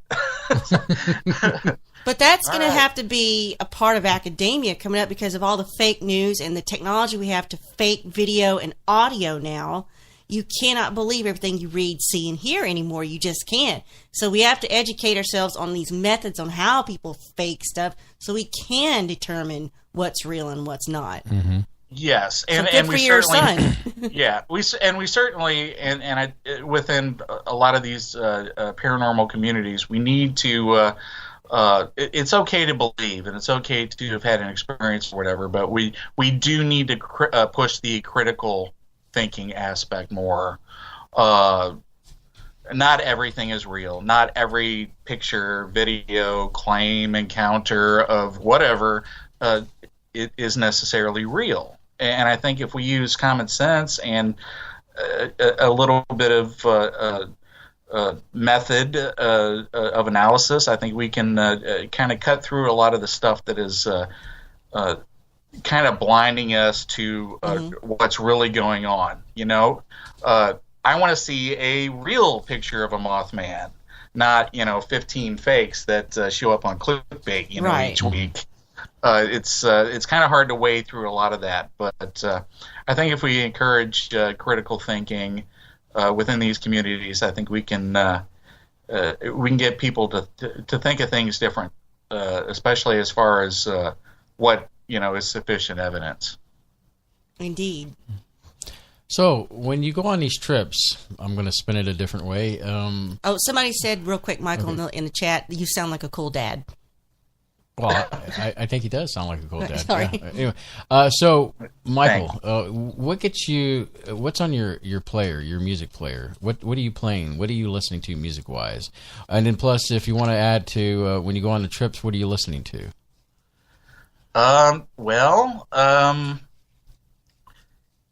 There's what's on my radio or what's on my playlist, and then what's on my wife's various devices, and then what I actually like to listen to. I actually like to listen to punk music and new wave. Awesome. That's sort of the stuff that I like. The late '70s, early '80s sort of thing. Do you like the Ramones? Yeah, I like the Ramones. I'm a little more European oriented, but there's some good American stuff Sex there Pistols. too. But that's probably what I'm listening to. I've sort of gotten into this kick of some of the classic '70s rock. I get a little bit. I've always been interested in classical music. That's another of my, probably the John Williams influence. Star Wars and Close Encounters. The classical interest. But my wife likes country music. So I detect a certain, okay, I'm going to just put this out there. I like classic country music. I'm not into the modern music of today. I'm more like modern country. I'm more like Patsy Cline, Hank Williams Jr., Hank Williams Sr., Conway 20, and all them guys and gals. And Which is funny. She's shaking her head over here. I was born and raised in Louisiana. Nobody in my family listened to country, so I didn't listen to country, so I still don't like country. Sorry. But see, that's... Well, I was going to say that now I'm going to say what you said earlier. Everything that you just said, it sounds like what I would say. I'm not a fan of like the pop country music that we have now, but yeah, the country and western, as I call it, that stuff. If you look on my Facebook, you'll see that I posted that Willie Nelson and Dwight Yoakam are going to be playing here in Cape. So I've been trying to get tickets to go to that because that old style country music is awesome. Even going back to like the real old stuff. The Patsy Cline, the Hank Williams, Slim Whitman is another one that I've really kind of gotten into. I like the old West Texas sound too. I like the ludicrous stuff. Like, how do we go from that to ludicrous? Well, no, like Fishing in the Dark. Look What Followed Me Home. Even The Man in the Moon is crying. I mean, gosh, that she took the dog. She took, that kind of stuff. Those are one, but I don't listen to them often. So. Well, we do have a wide range between the both of us of the music styles we listen to. I'm more of European synth pop, like the Pet Shop Boys. Well, the 1990s was terrible for music. It was so awful for mainstream and radio. I was forced into techno, and that opened up a whole world for me. Techno, rave, all that stuff. Well, but that all came out of the new wave. I love new wave, European. Yeah. Of course, they call it new romantics over there.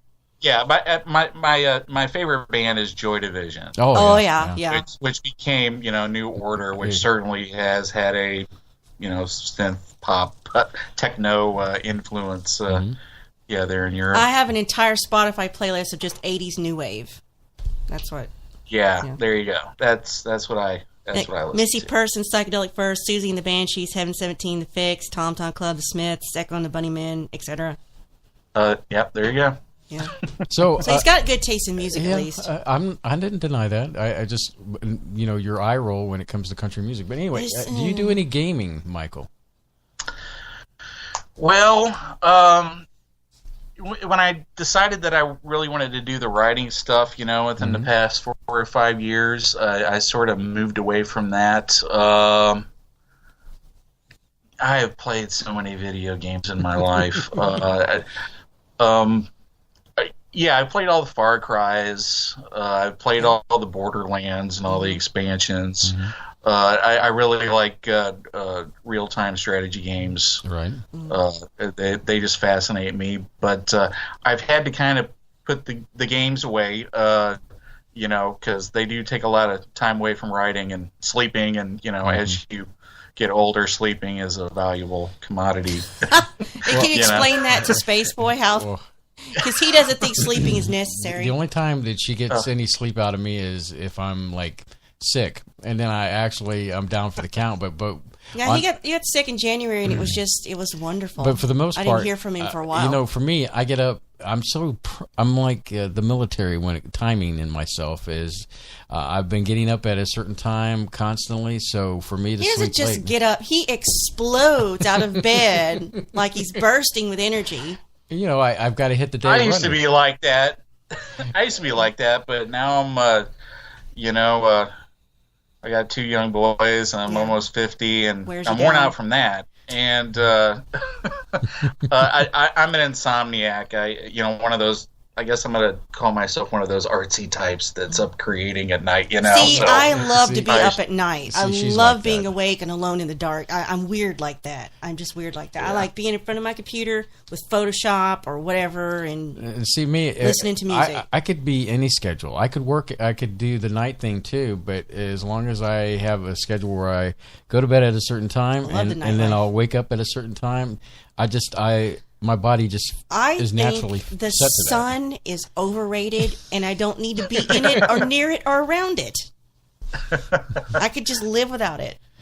So yeah, that's our zaniness as far as I'm just so prone. Even on a Saturday, I'm like up by at least 8 o'clock. That's late for me. I just don't think you're from this planet. You say that all the time, yeah. When I was in high school and in the first part of my college years as well, I was pretty much like him. I had my schedule worked out down to the minute, everything planned out. Back when you had hopes and dreams. Yeah, and then that just unravels. I'm glad that you were able to maintain that morning energy, sticking to your schedule thing. But I want to punch him in the face sometimes just because of that. I think she does it when I'm not awake, and I just feel sore from the next morning. So, but hey, Michael, we're about to wrap things up, but I always like to make sure as we end our time with our wonderful guest that they have a chance to plug their social media and all that great stuff, and where to contact you, and anything that you want to put out there.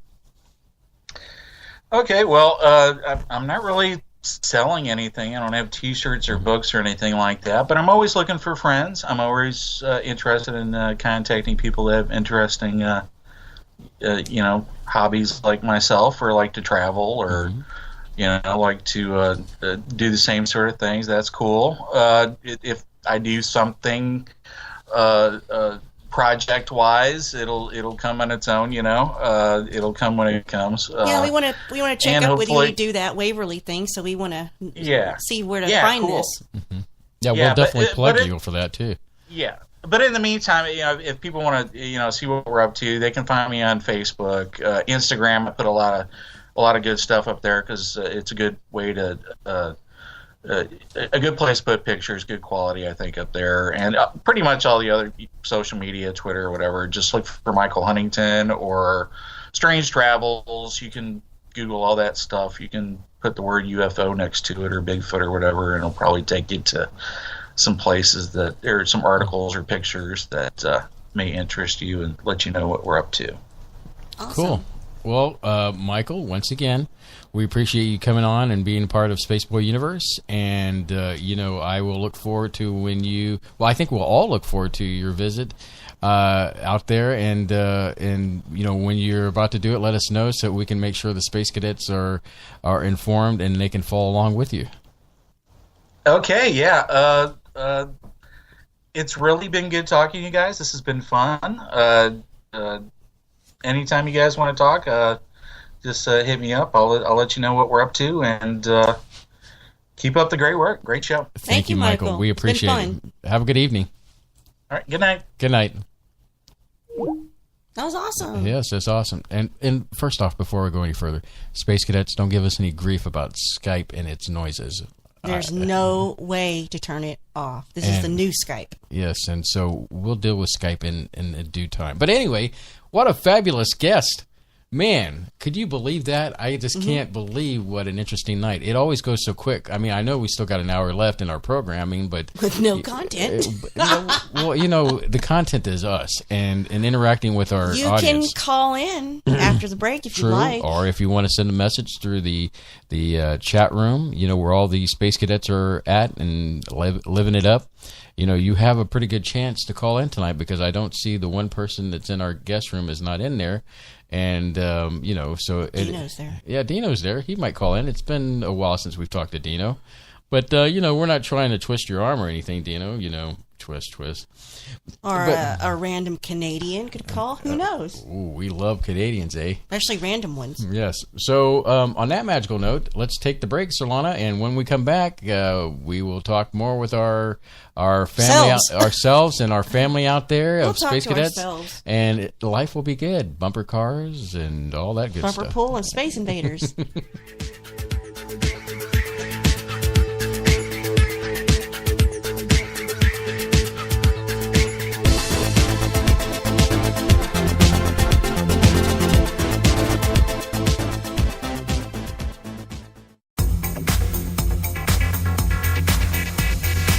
You are listening to Spaceboy Universe on the SBU network. Explore the universe with Spaceboy and Sir Lana. I'm from another planet.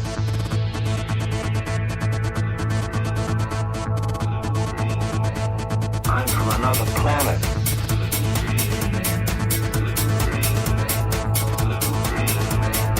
Can you hear me? Answer me. Can you hear me? Answer me.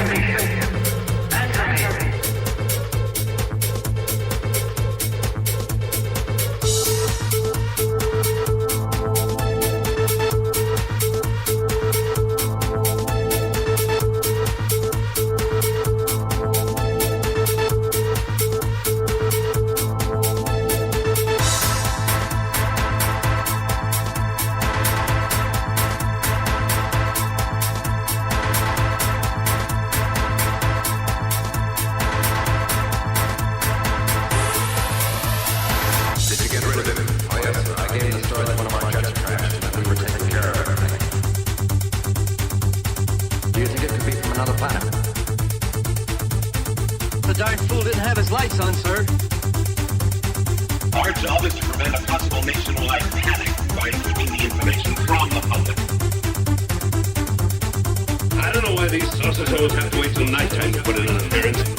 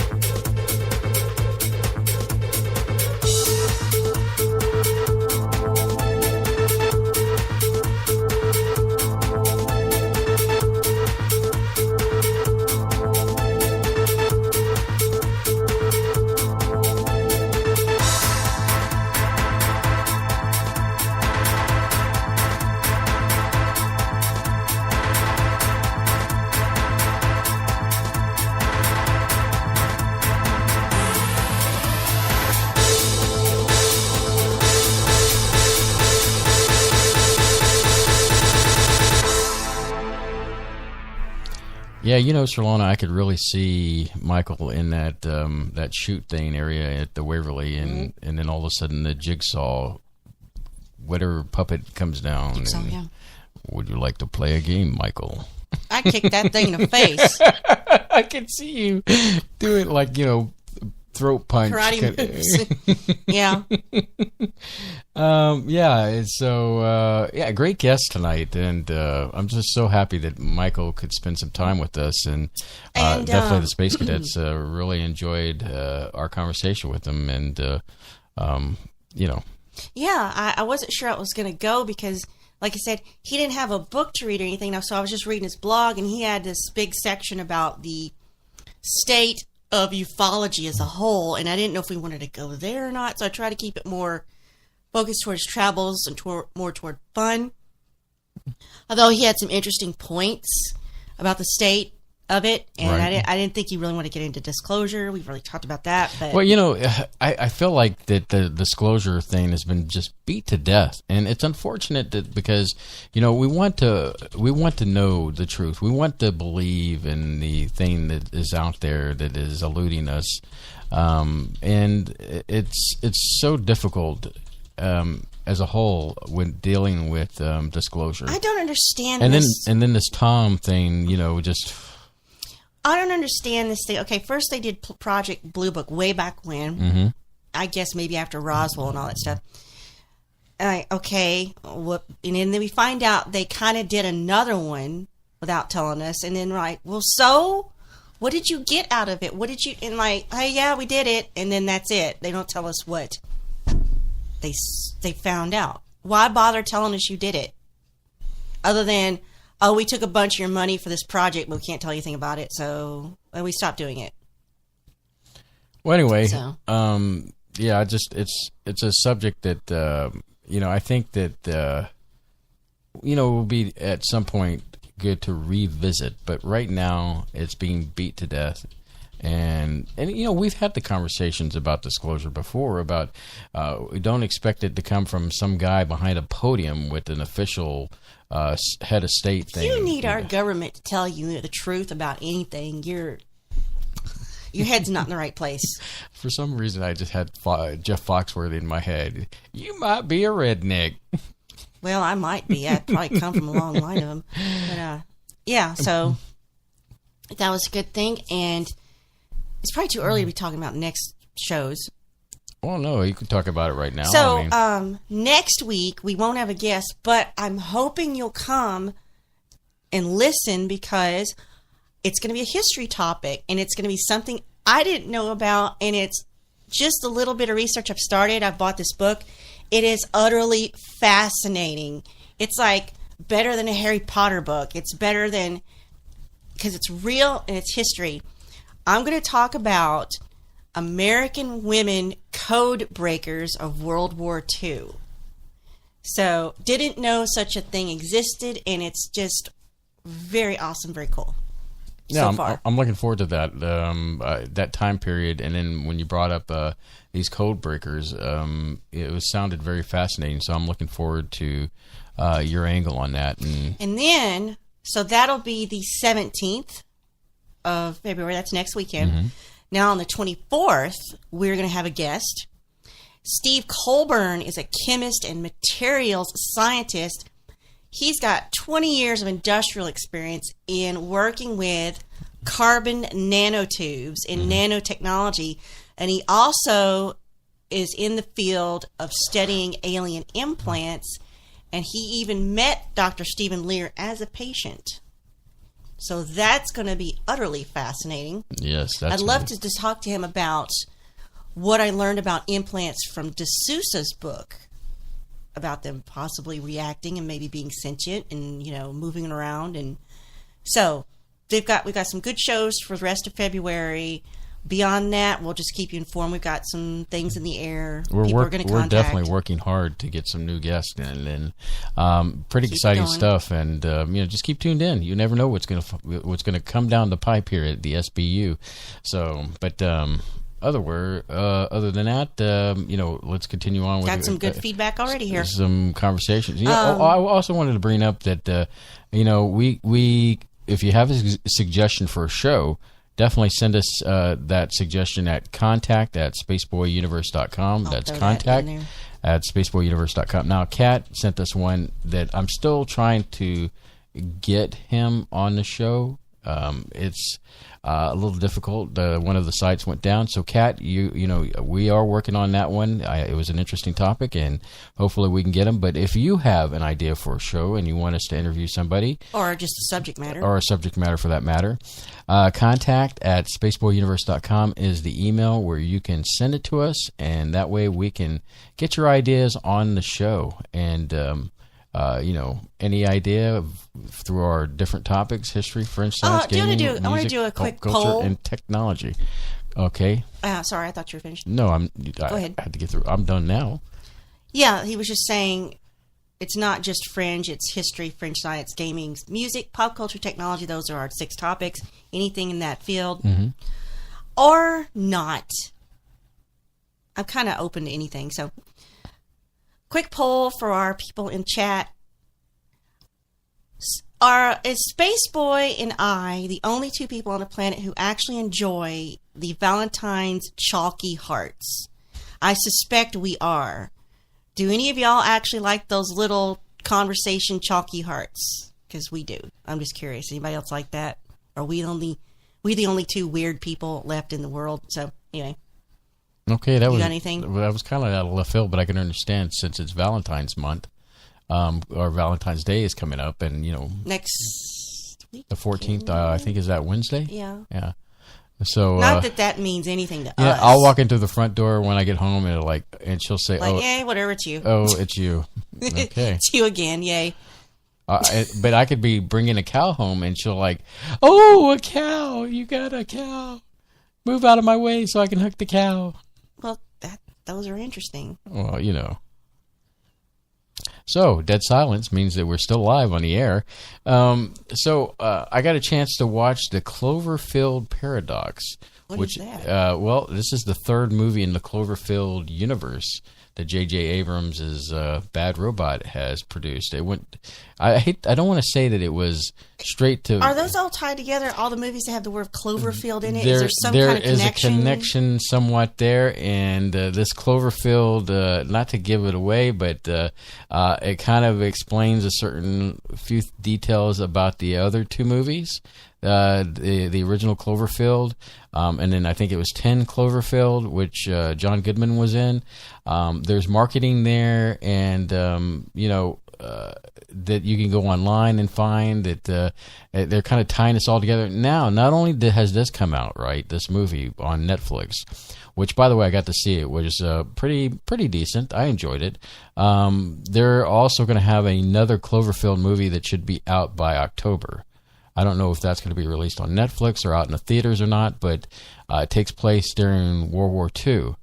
And so it takes place in the past. So it was good. It was it was about dimensions and bringing two dimensions together and yada yada yada. But I don't want to give it away. I want to give everybody a chance, if they do have Netflix, to check it out. I like the science fiction angle on this, on a space station, and the talking about the God particle, and it was just. Are you okay over there? You look distressed. You gonna make it?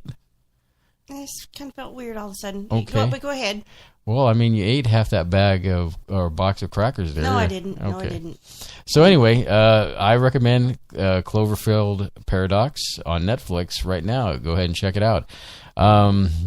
As we talked earlier in the beginning of the show, I've been binge watching Battlestar Galactica, trying to make it through there. I'm not quite done there. I kind of already know how it ends because, with me, I always check out things and kind of read ahead so I know what to expect, so that I can actually sound intelligent when I tell you about something. And so I kind of got the idea for that. And like I said, my most recent one that I finished was Parks and Recreation.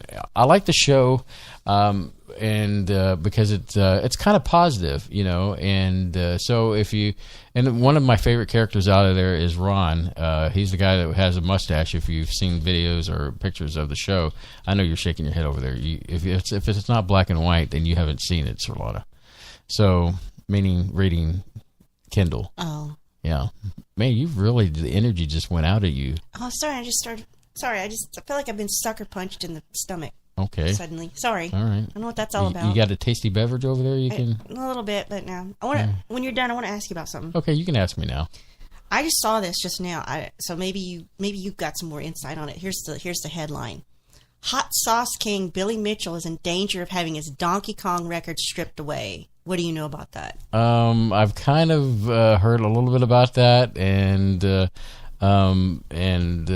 kind of caught me off of left guard, right field when it comes to right this. guard is an underarm deodorant. Left guard, I guess, is for women. I don't know. But it's a scandal. They're saying,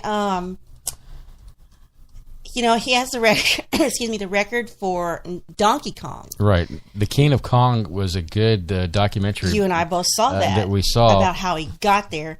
So the decision there was an in-depth analysis of the videos Mitchell used to secure his recent high scores, which were reportedly determined to have been played not on an original Donkey Kong cabinet, as he claimed, but on a computer emulation program called MAME.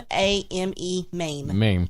Yeah. Because there's I guess a certain glitch that's on the MAME that basically, in other words, hardcore people that have played Donkey Kong, the actual on the cabinet. Arcade on that system board that was created for the arcade, versus the MAME emulator. The emulator. There's a bug that exists in the MAME, and didn't tell anybody. So this guy.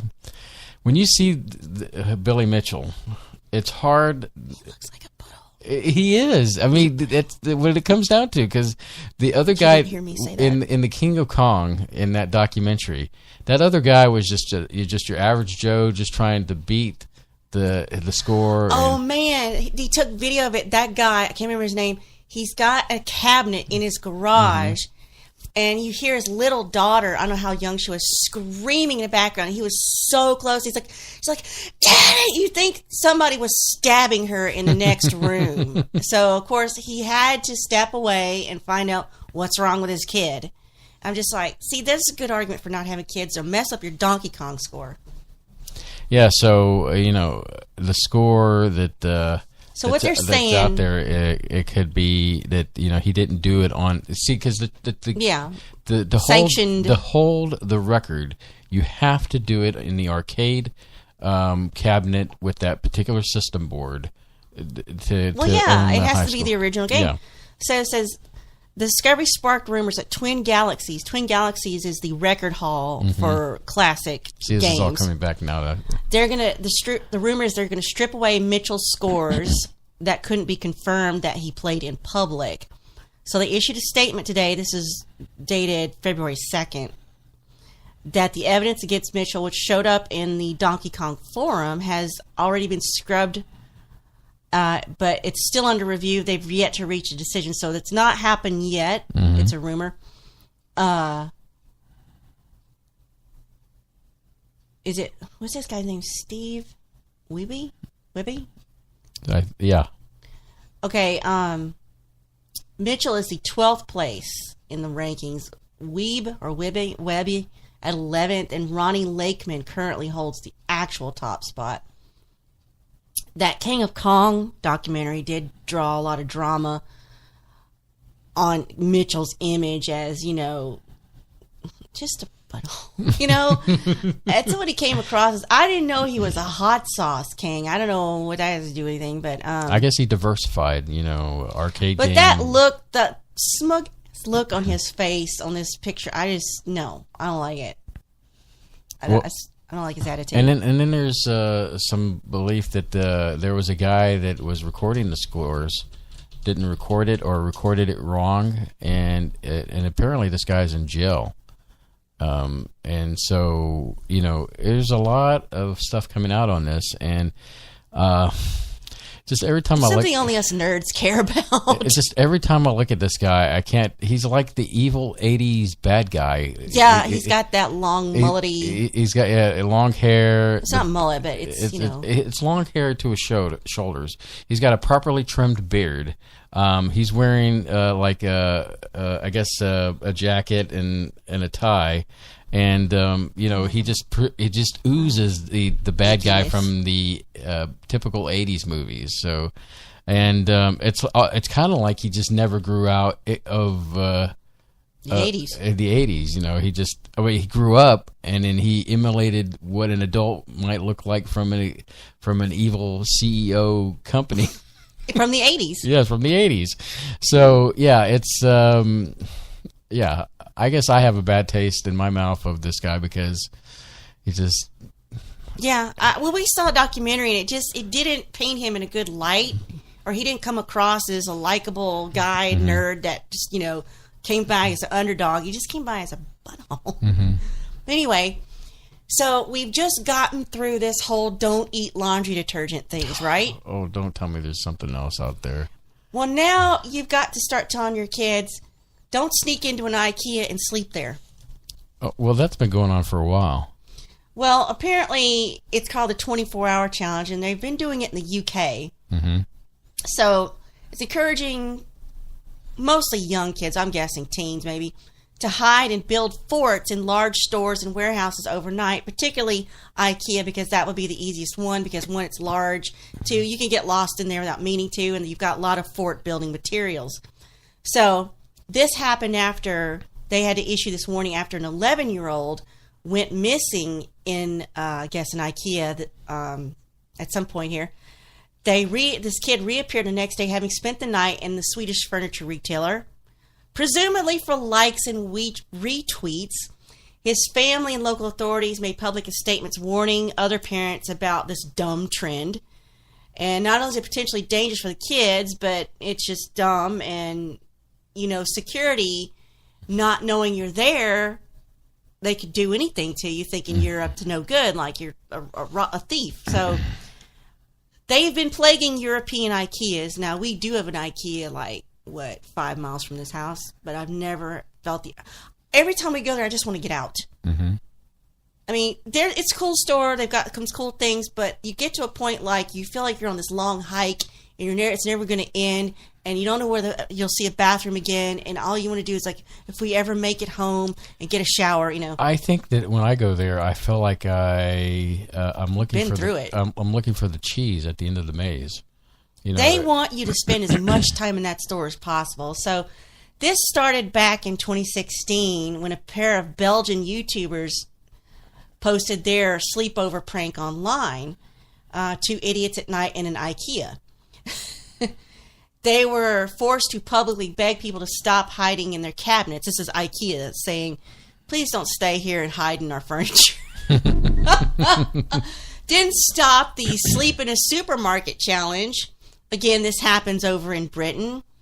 Another YouTuber spent the night in IKEA saying he had a 16-minute video documenting the stunt, and it was absolutely incredible, he said. Had over 3 million views. Local police are dealing with this latest resurgence. You know, people are going to look for stuff to do like this. You can't get away from it, really. I just thought it was funny because let's think about all the things that have happened in an IKEA. Let's see, that monkey. Remember that monkey with that little coat? Free Darwin, yes. And now kids are spending the night there. They did do a advertisement where IKEA released a bunch of cats in there. Now, that was part of a campaign. They did that on purpose, but interesting things happen in an IKEA. Have you ever noticed that? Yeah, like Swedish meatballs. Those are actually pretty dang good. You know, they They have are. the free samples. Mm-hmm. They're just trying to keep you in there. Yes. Ooh, what's this? Swedish meatball. And would you like to get the new desk? Do you have anything, or do you want me to keep going? No, keep going. Yeah, I'm looking for Do the you next want to title. know 10 movie remakes that were way better than their originals? Well, why don't we find out, Sir Lana? Well, it says 10, but there's 15 here. Maybe they had a tide. Is Scarface a remake? Yes, it is. Of what? The original, back in the... I remember it was black and white, and the tale of that Scarface was Italian Americans. Original Brian De Palma's remake. Okay. And then Brian De Palma came along and made the Scarface Cuban. Now there's going to be a remake of. I know it's interesting you bring this up because they're making another Scarface movie, and this one takes place, and the main character is going to be Mexican, and I think it takes place in on the West Coast. Now that's an interesting take. Now I've never seen Scarface because it seems like it talks to me as a movie, but I respect its place in cinema history. Number 14, better, is the Casino Royale 2006 version with what's his face? Daniel Craig? Daniel Craig. Easy. A worse version of King Kong was 2005. I never saw it. The better version of Judge Dredd was Dredd 2012. Yes, I agree with that. In fact, They said it was more like the comic, maybe? Yes, it was exactly like the comic. Now, I'm glad you brought that up because, just this last year there was rumors and talk about... I'm so glad you're glad I brought things up. Yeah, because, you trigger things off in my mind. They're supposed to be bringing Judge Dredd to Netflix. And as a series? Yes. And is it Marvel? yes, it is Marvel. Huh.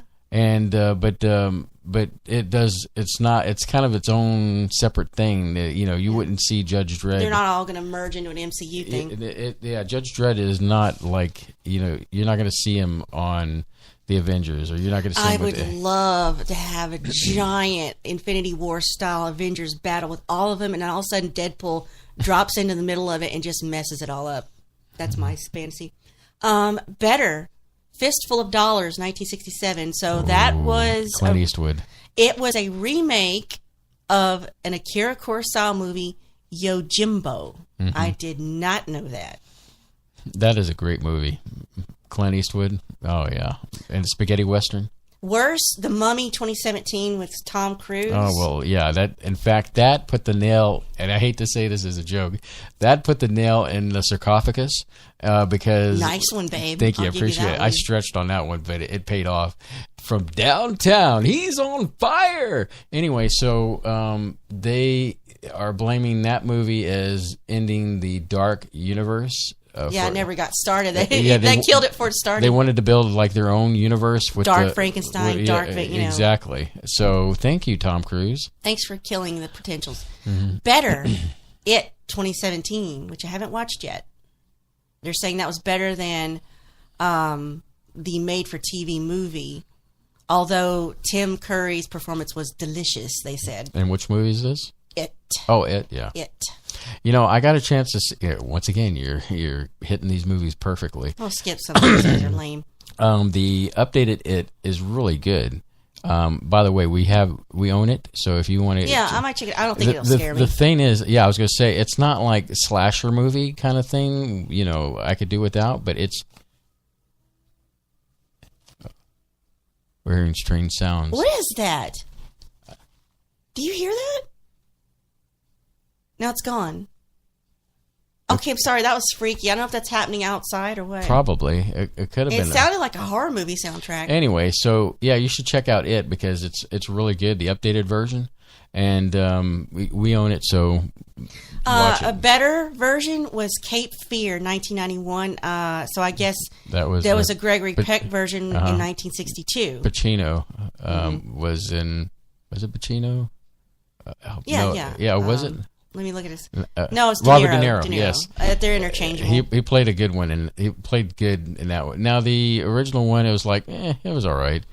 Worst version of Psycho was in 1998 with Anne Heche. Mm-hmm. Better, The Girl with the Dragon Tattoo, 2011, right. Which I guess there was a version in the original Swedish. You know, Better, Scent of a Woman, 1992. I didn't know that was a remake. Oh, it's a remake of an Italian film. Whoa. Worst, Halloween 2007, which I didn't know existed. And that was the number one worst one, Halloween 2007. Yeah. And, you know, it's, once again, you bring up a good movie there.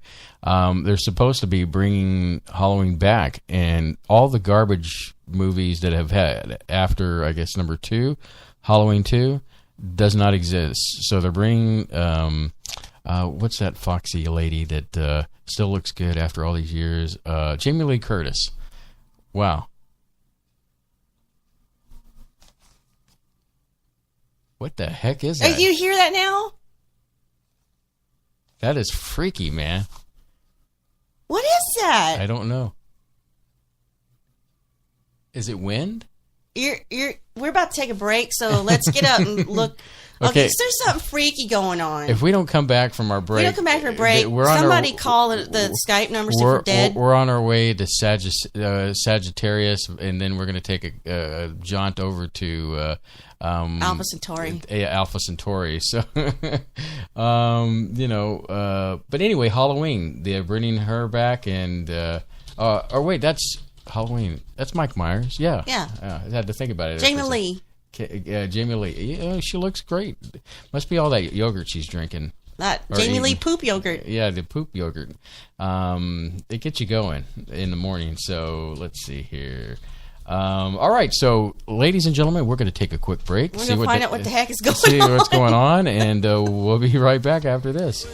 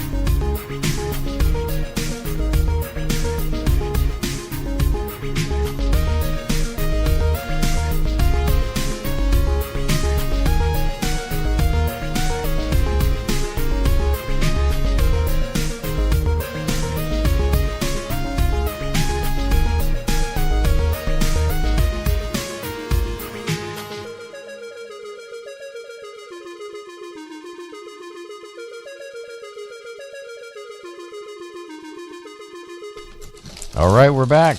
You're listening to Space Boy and the Cracker Eater. Cracker Eater Solana over there.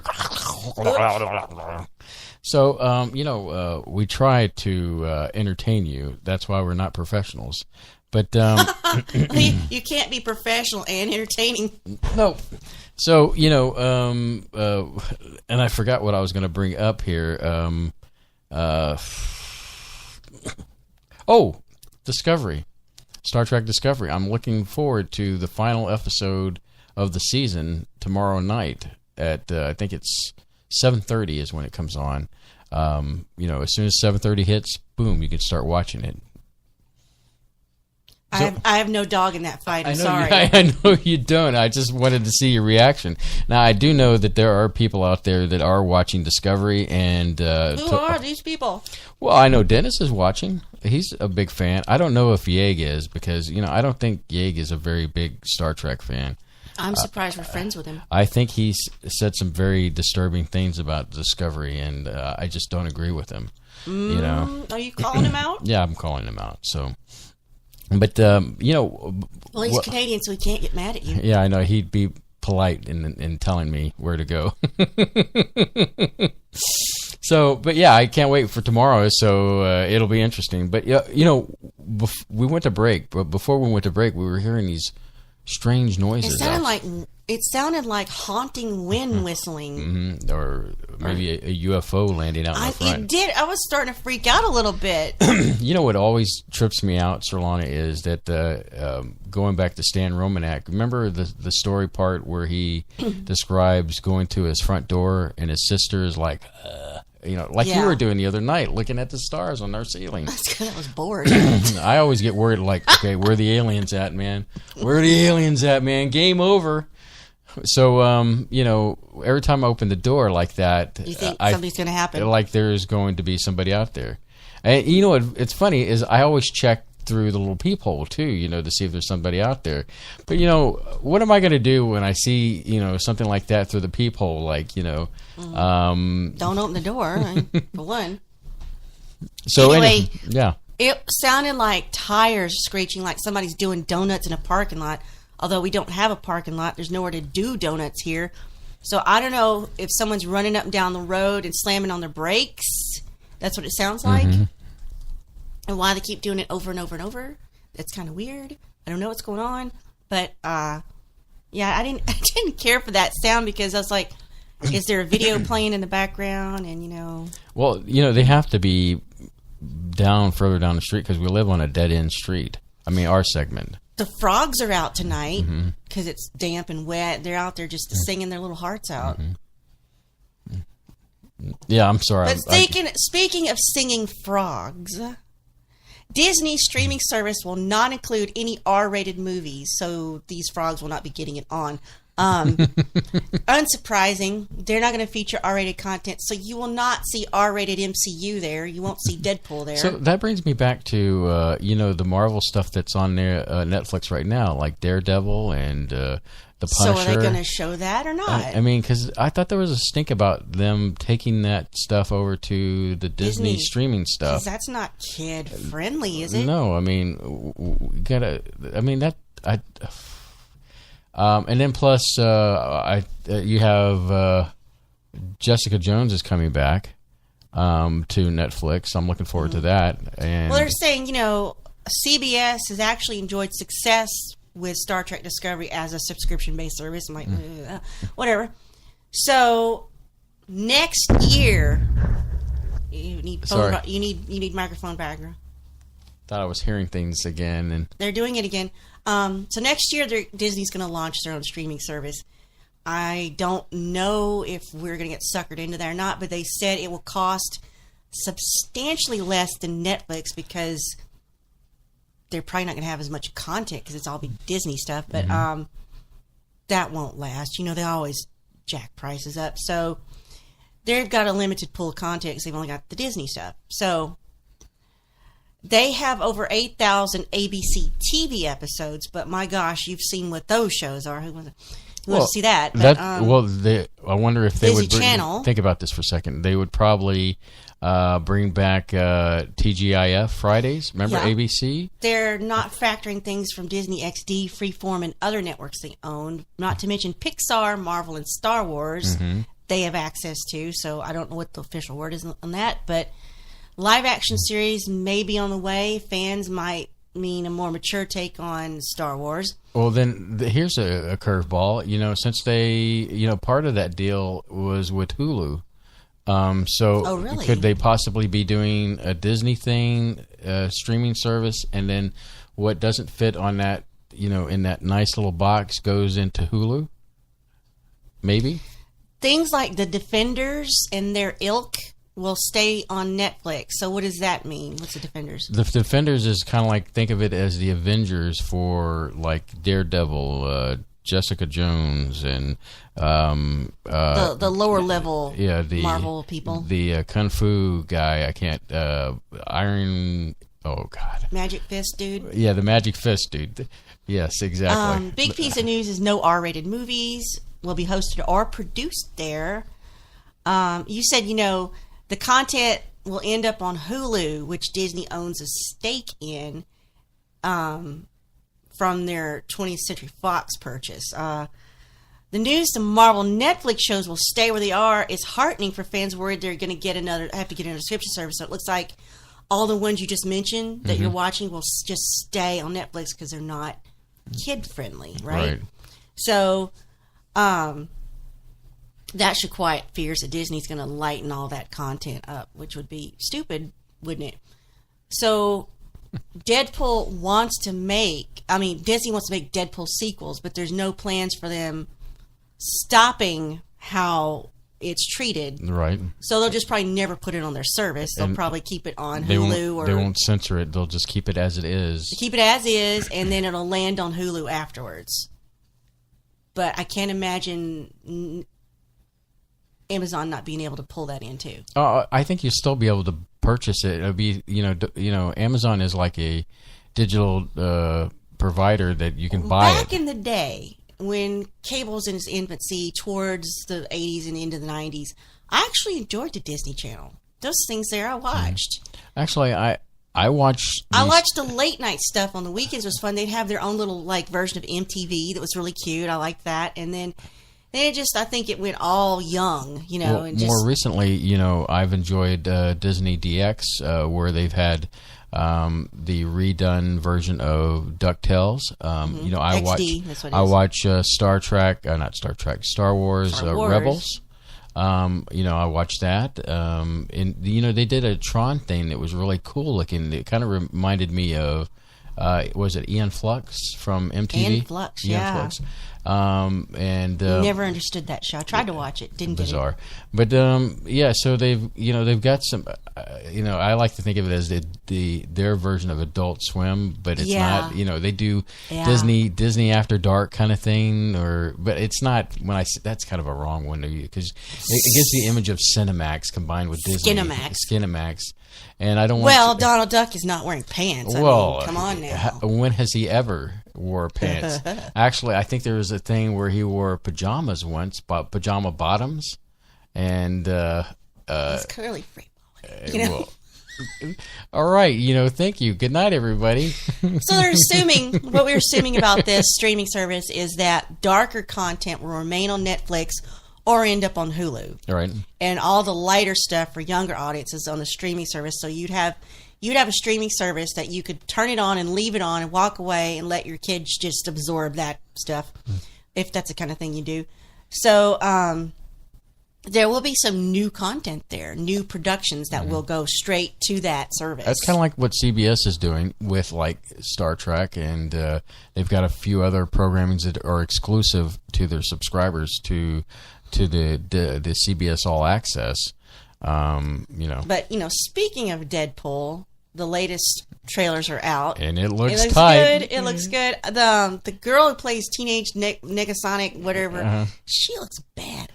I'm telling you. The first one, she looked good, but in this one, she looks awesome looking. Well, she got, like, the baby fat's gone. Yeah, and, she's grown up a little bit. Yeah. and hair's grown out. Yeah, and then just everything that you've loved in the first one, think of that times 2. I mean, this movie, it looks off the hook, and I cannot wait to go see it. I know you will want to go see it. Yes, of course. That's the one you won't have to convince me to go to. I'll be dragging you down there. And Josh Brolin, man, he looks great. I mean, he really worked out for this part. How does he get to be in so many MCU movies as different characters? Well, I guess it just, the roll of the dice, I guess. He's playing Thanos. Sorry. How do you say Thunderbutt or something? He's playing Thunderbutt. Wouldn't that be an awesome MC character? Thunderbutt. Oh my goodness. Okay, yeah, it's time to end. I buy that for $1. Anyway, so a little RoboCop joke there. But yeah, that movie looks like it's going to be great and exciting and full of bullets and guns and Deadpool stuff and, So. Yeah, I'm looking at more stuff about Deadpool right now, but nothing new that we don't Nothing strikes your fancy? Deadpool 2 is a bigger sequel like Aliens, says Rob Liefeld. Oh. Really? Well, I know you understand what that means. I do know what it is. I mean, Alien was great as a starter, but when Aliens came along, it was awesome because you had all these Marines and the guns and they were going in. Even, my favorite, here's my favorite, yeah, you stole my line. One of my favorite scenes, I think it's been deleted, but then they added it into the special features. They put these 2 sentry guns aimed down a corridor. Because the aliens were coming back and forth between the air processing plant and where the colony was. And so when these aliens started coming down, because they knew they were coming, these guns were just going off. And it was like Bill Paxton's like, man, they're just getting killed left and right. It's a shooting gallery down there. And I didn't see this in the trailer. Says during one of the final shots of the Deadpool 2 trailer, we see Wade and Domino. Yeah. Set to jump out. I'm not familiar with Domino. She's the African American character, has the big fro going on, and she looks. Oh, okay. Gang could be the mutant team known as Six Pack or Wild Pack. Mm-hmm. So, I'm not familiar with these characters, so we won't see. Colossus is in it. Colossus. Negasonic Teenage Warhead, Colossus, Cable. Mm-hmm. Domino is working with Wade, and then of course the blind lady is back. We see her. Joining Deadpool Domino as a cast addition is Terry Crews.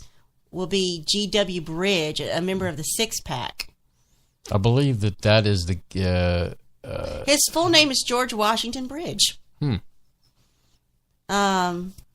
Crews could be playing Hammer though. Anyway, it's going to be a great movie. So we're excited to go see that. Now, unfortunately, I didn't get a chance to see Star Wars in the theater, and But now, what's coming up in May is the Solo movie. Now, I've heard so much media out there that Disney's writing this movie off, thinking that it's going to fail. And I saw the preview, and the preview was halfway decent. I'm still kind of holding back on it, but I'm not wild about who they picked to be Solo. I think there was a few other people that I saw out there that would have done a better. Yeah, but I Solo. would see it just to see Donald Glover as Lando Calrissian. I'm but excited. I don't know that I'll go to see it. You'll probably wait for video. I'll wait for video, or unless I buy snacks and stuff. Did we talk about the Westworld trailer? No, season 2? You were going to bring that up. I watched it, but I didn't have the sound, so I just saw it, and I was thinking those mechanical buffalo with like the skin coming off, and you see it their mechanical innards. It's like, oh, that's cool. So it looks like that's going to be interesting. Although it feels like, in a way, that show could have just wrapped up as a one-time season. Okay. Well, that sounds like a call, Sirlana. This sounds like a call for help. You've reached the hotline. Who is this? This is our hotline bling. This is Dino. I wasn't sure I have so many numbers for you, but I got it. How are you this evening? Great. How are you, Dino? Pretty good. I had to eat my buffalo burger tonight, so I got on a little late. I have a bad habit of eating late whenever all these shows come on because I do stuff during. I can imagine you're like eating your buffalo burger and you're like, oh, I want to say something. And you're like, you got food in your mouth, sir. Well, before that, I don't want to get grease all over my brand new computer keyboard. Ooh, la la la. Greasy fingers. But I wanted to say something that was kind of funny that happened today. I was down at getting my my Saturday's Safeway food and at the grocery store, and I went a little bit late today. We've been having this spring-like weather, which is starting to change now, but we still won't get rain for a few days. But it's been like a week of spring, and it's been warm and 70 degrees, and so I've been overextending myself doing chores outside. Anyway, I was leaving the store a little late, and I happened to, after I loaded my bags, we had fairly blue skies, and I looked, this is about 4 in the afternoon, and there's a chemtrail going right across, and I used to think, oh, chemtrails, people don't know what they're talking about. But I pointed at it, I was in the parking lot, it was a jet just laying out, it was up real high, and you could just see the stuff spoken out, and it's a blue sky otherwise. That's not a jet engine. It's not a contrail. And a lot of people, so as I looked, this woman who was loading her groceries a few cars down said, oh yeah, that's the chemtrails. And I was shocked to find someone, so I told her, I said, she ended up asking me for my phone number. She was about my age. And I said, I've got to turn you on to I took out my alien head keychain. I said, oh, I know. She goes, oh, I've known about those chemtrails for years. People act like it's not true, but it is, and so it was unbelievable that you'd find in random in public a like-minded soul. I guess there are more of us than we know, and I'll turn her onto your program. Oh, thanks. We appreciate that, Dino. So if there's chemtrails and we know about chemtrails, are the chemtrails working? So shouldn't they be like working to make us not be aware of them? Well, no, I think that's the thing, that for years most people are looking down at their cell phones and they just don't pay attention to the sky unless there's someone who camps or is outside a lot, and even then you don't. So when you look up, I think that they were trying to cover it up, but there have been releases in the back of your local newspaper where they have to file, statements and legal statements and such. And there have been these that have said, permit for weather modification. And that's the buzzword. Instead of calling them chemtrails, it's being called weather modification or mitigation for, rain or something. And there have been permits, but even if you don't see that, there are things on the internet that I don't think all of them are fake that show people filming jets. And then there was one I saw recently. I mean, Facebook is horrible and they're becoming more controlling, but I keep my account open because I can private message people like you without having to make a phone call. But at any rate, I saw one recently that showed a Virgin Airlines jet at a public airport, and they zoomed in with a with a camera, and you could see nozzles around the fuselage of the plane. Yeah, I think I've seen that picture. Yeah, so anyhow, that's the thing. I mean, I used to, I still don't know. Weather modification's what I've learned the last year, but then you've got people in the secret space program and other areas that are still secret that, that if you're out there far enough, they say, well, no, it's other chemicals for maybe, this gets weird, but behavior modification or even to thin the herd, God forbid. You hate to have a negative view, but could there be, there's supposedly a deep state. Some people say there isn't.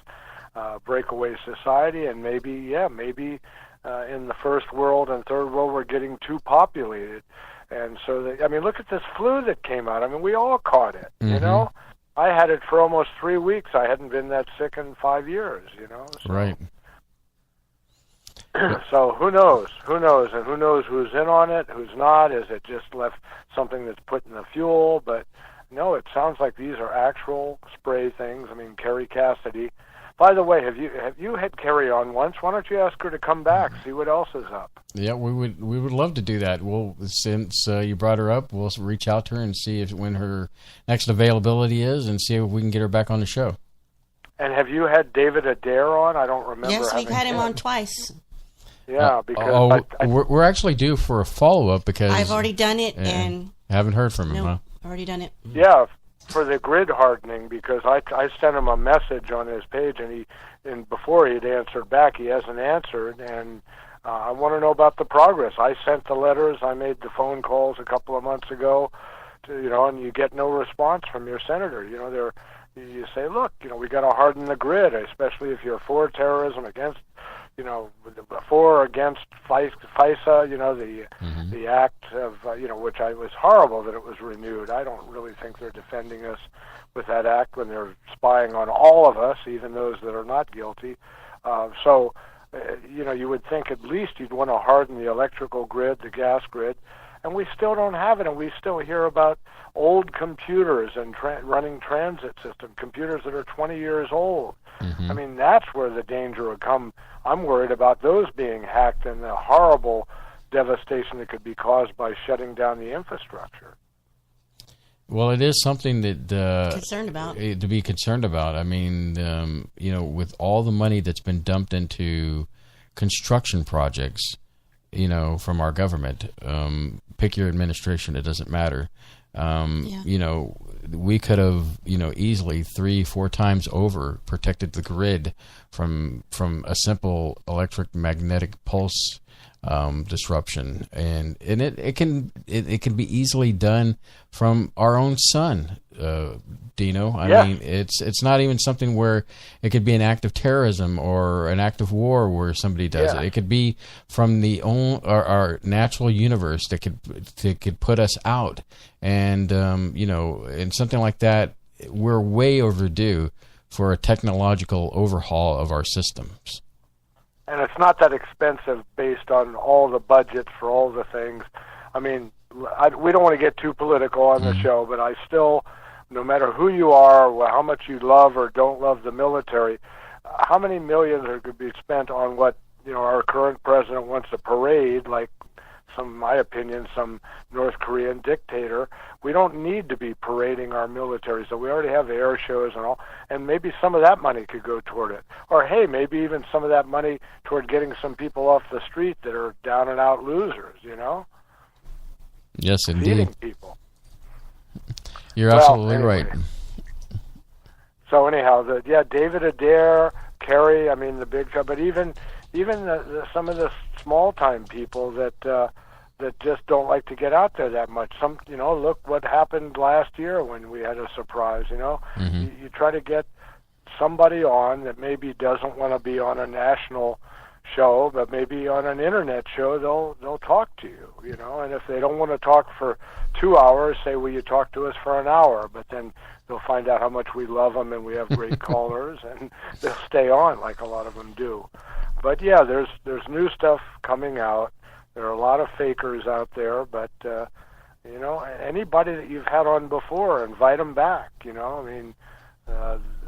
People that are telling the truth aren't going to change their story. They might find new things to come up with, but. Well, we're willing to give them a platform, Dino, and you know us, and then plus everybody that comes on has always said nice things about the Space Cadets, and it's a different atmosphere when people come on the show. So we've got all those positives going for us. Well, Dino, we got to wrap things up. We appreciate you calling. Okay, well. Good night to the NSA or FBI agents that are listening to the show. We're nice people. You don't need to worry about us, so maybe we'll get some guests on. All right. Have a great weekend. Bye, Dino. Goodbye, Spacers. Good night, Dino. All right. So it was good to hear from Dino. So real quickly, next week, Sorlana, is? A history topic, and it's going to be the American code-breaking women of World War II. History. I love history. I know Gene loves history too. So, and then the following weekend, we'll have a carbon nanotube alien implant analysis expert, which is Steve Colburn.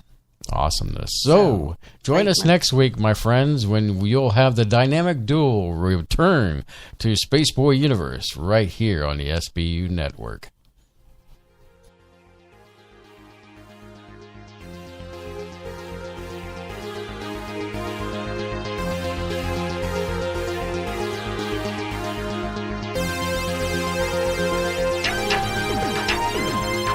Spaceboy Universe is hosted by Spaceboy and Sir Lana. Executive producer is Sir Lana. Social media producer is Dennis Koch. Associate producer is Lee Ann Cordes. Music production is Spaceboy of SpaceboyMusic.com. Special thanks goes out to Lee Ann K, K28, Mark S, and Bob N. This has been a Spaceboy Universe production. Support the universe by exploring Spaceboy Universe with Spaceboy and Sir Lana. Sweet dreams, Space Cadets.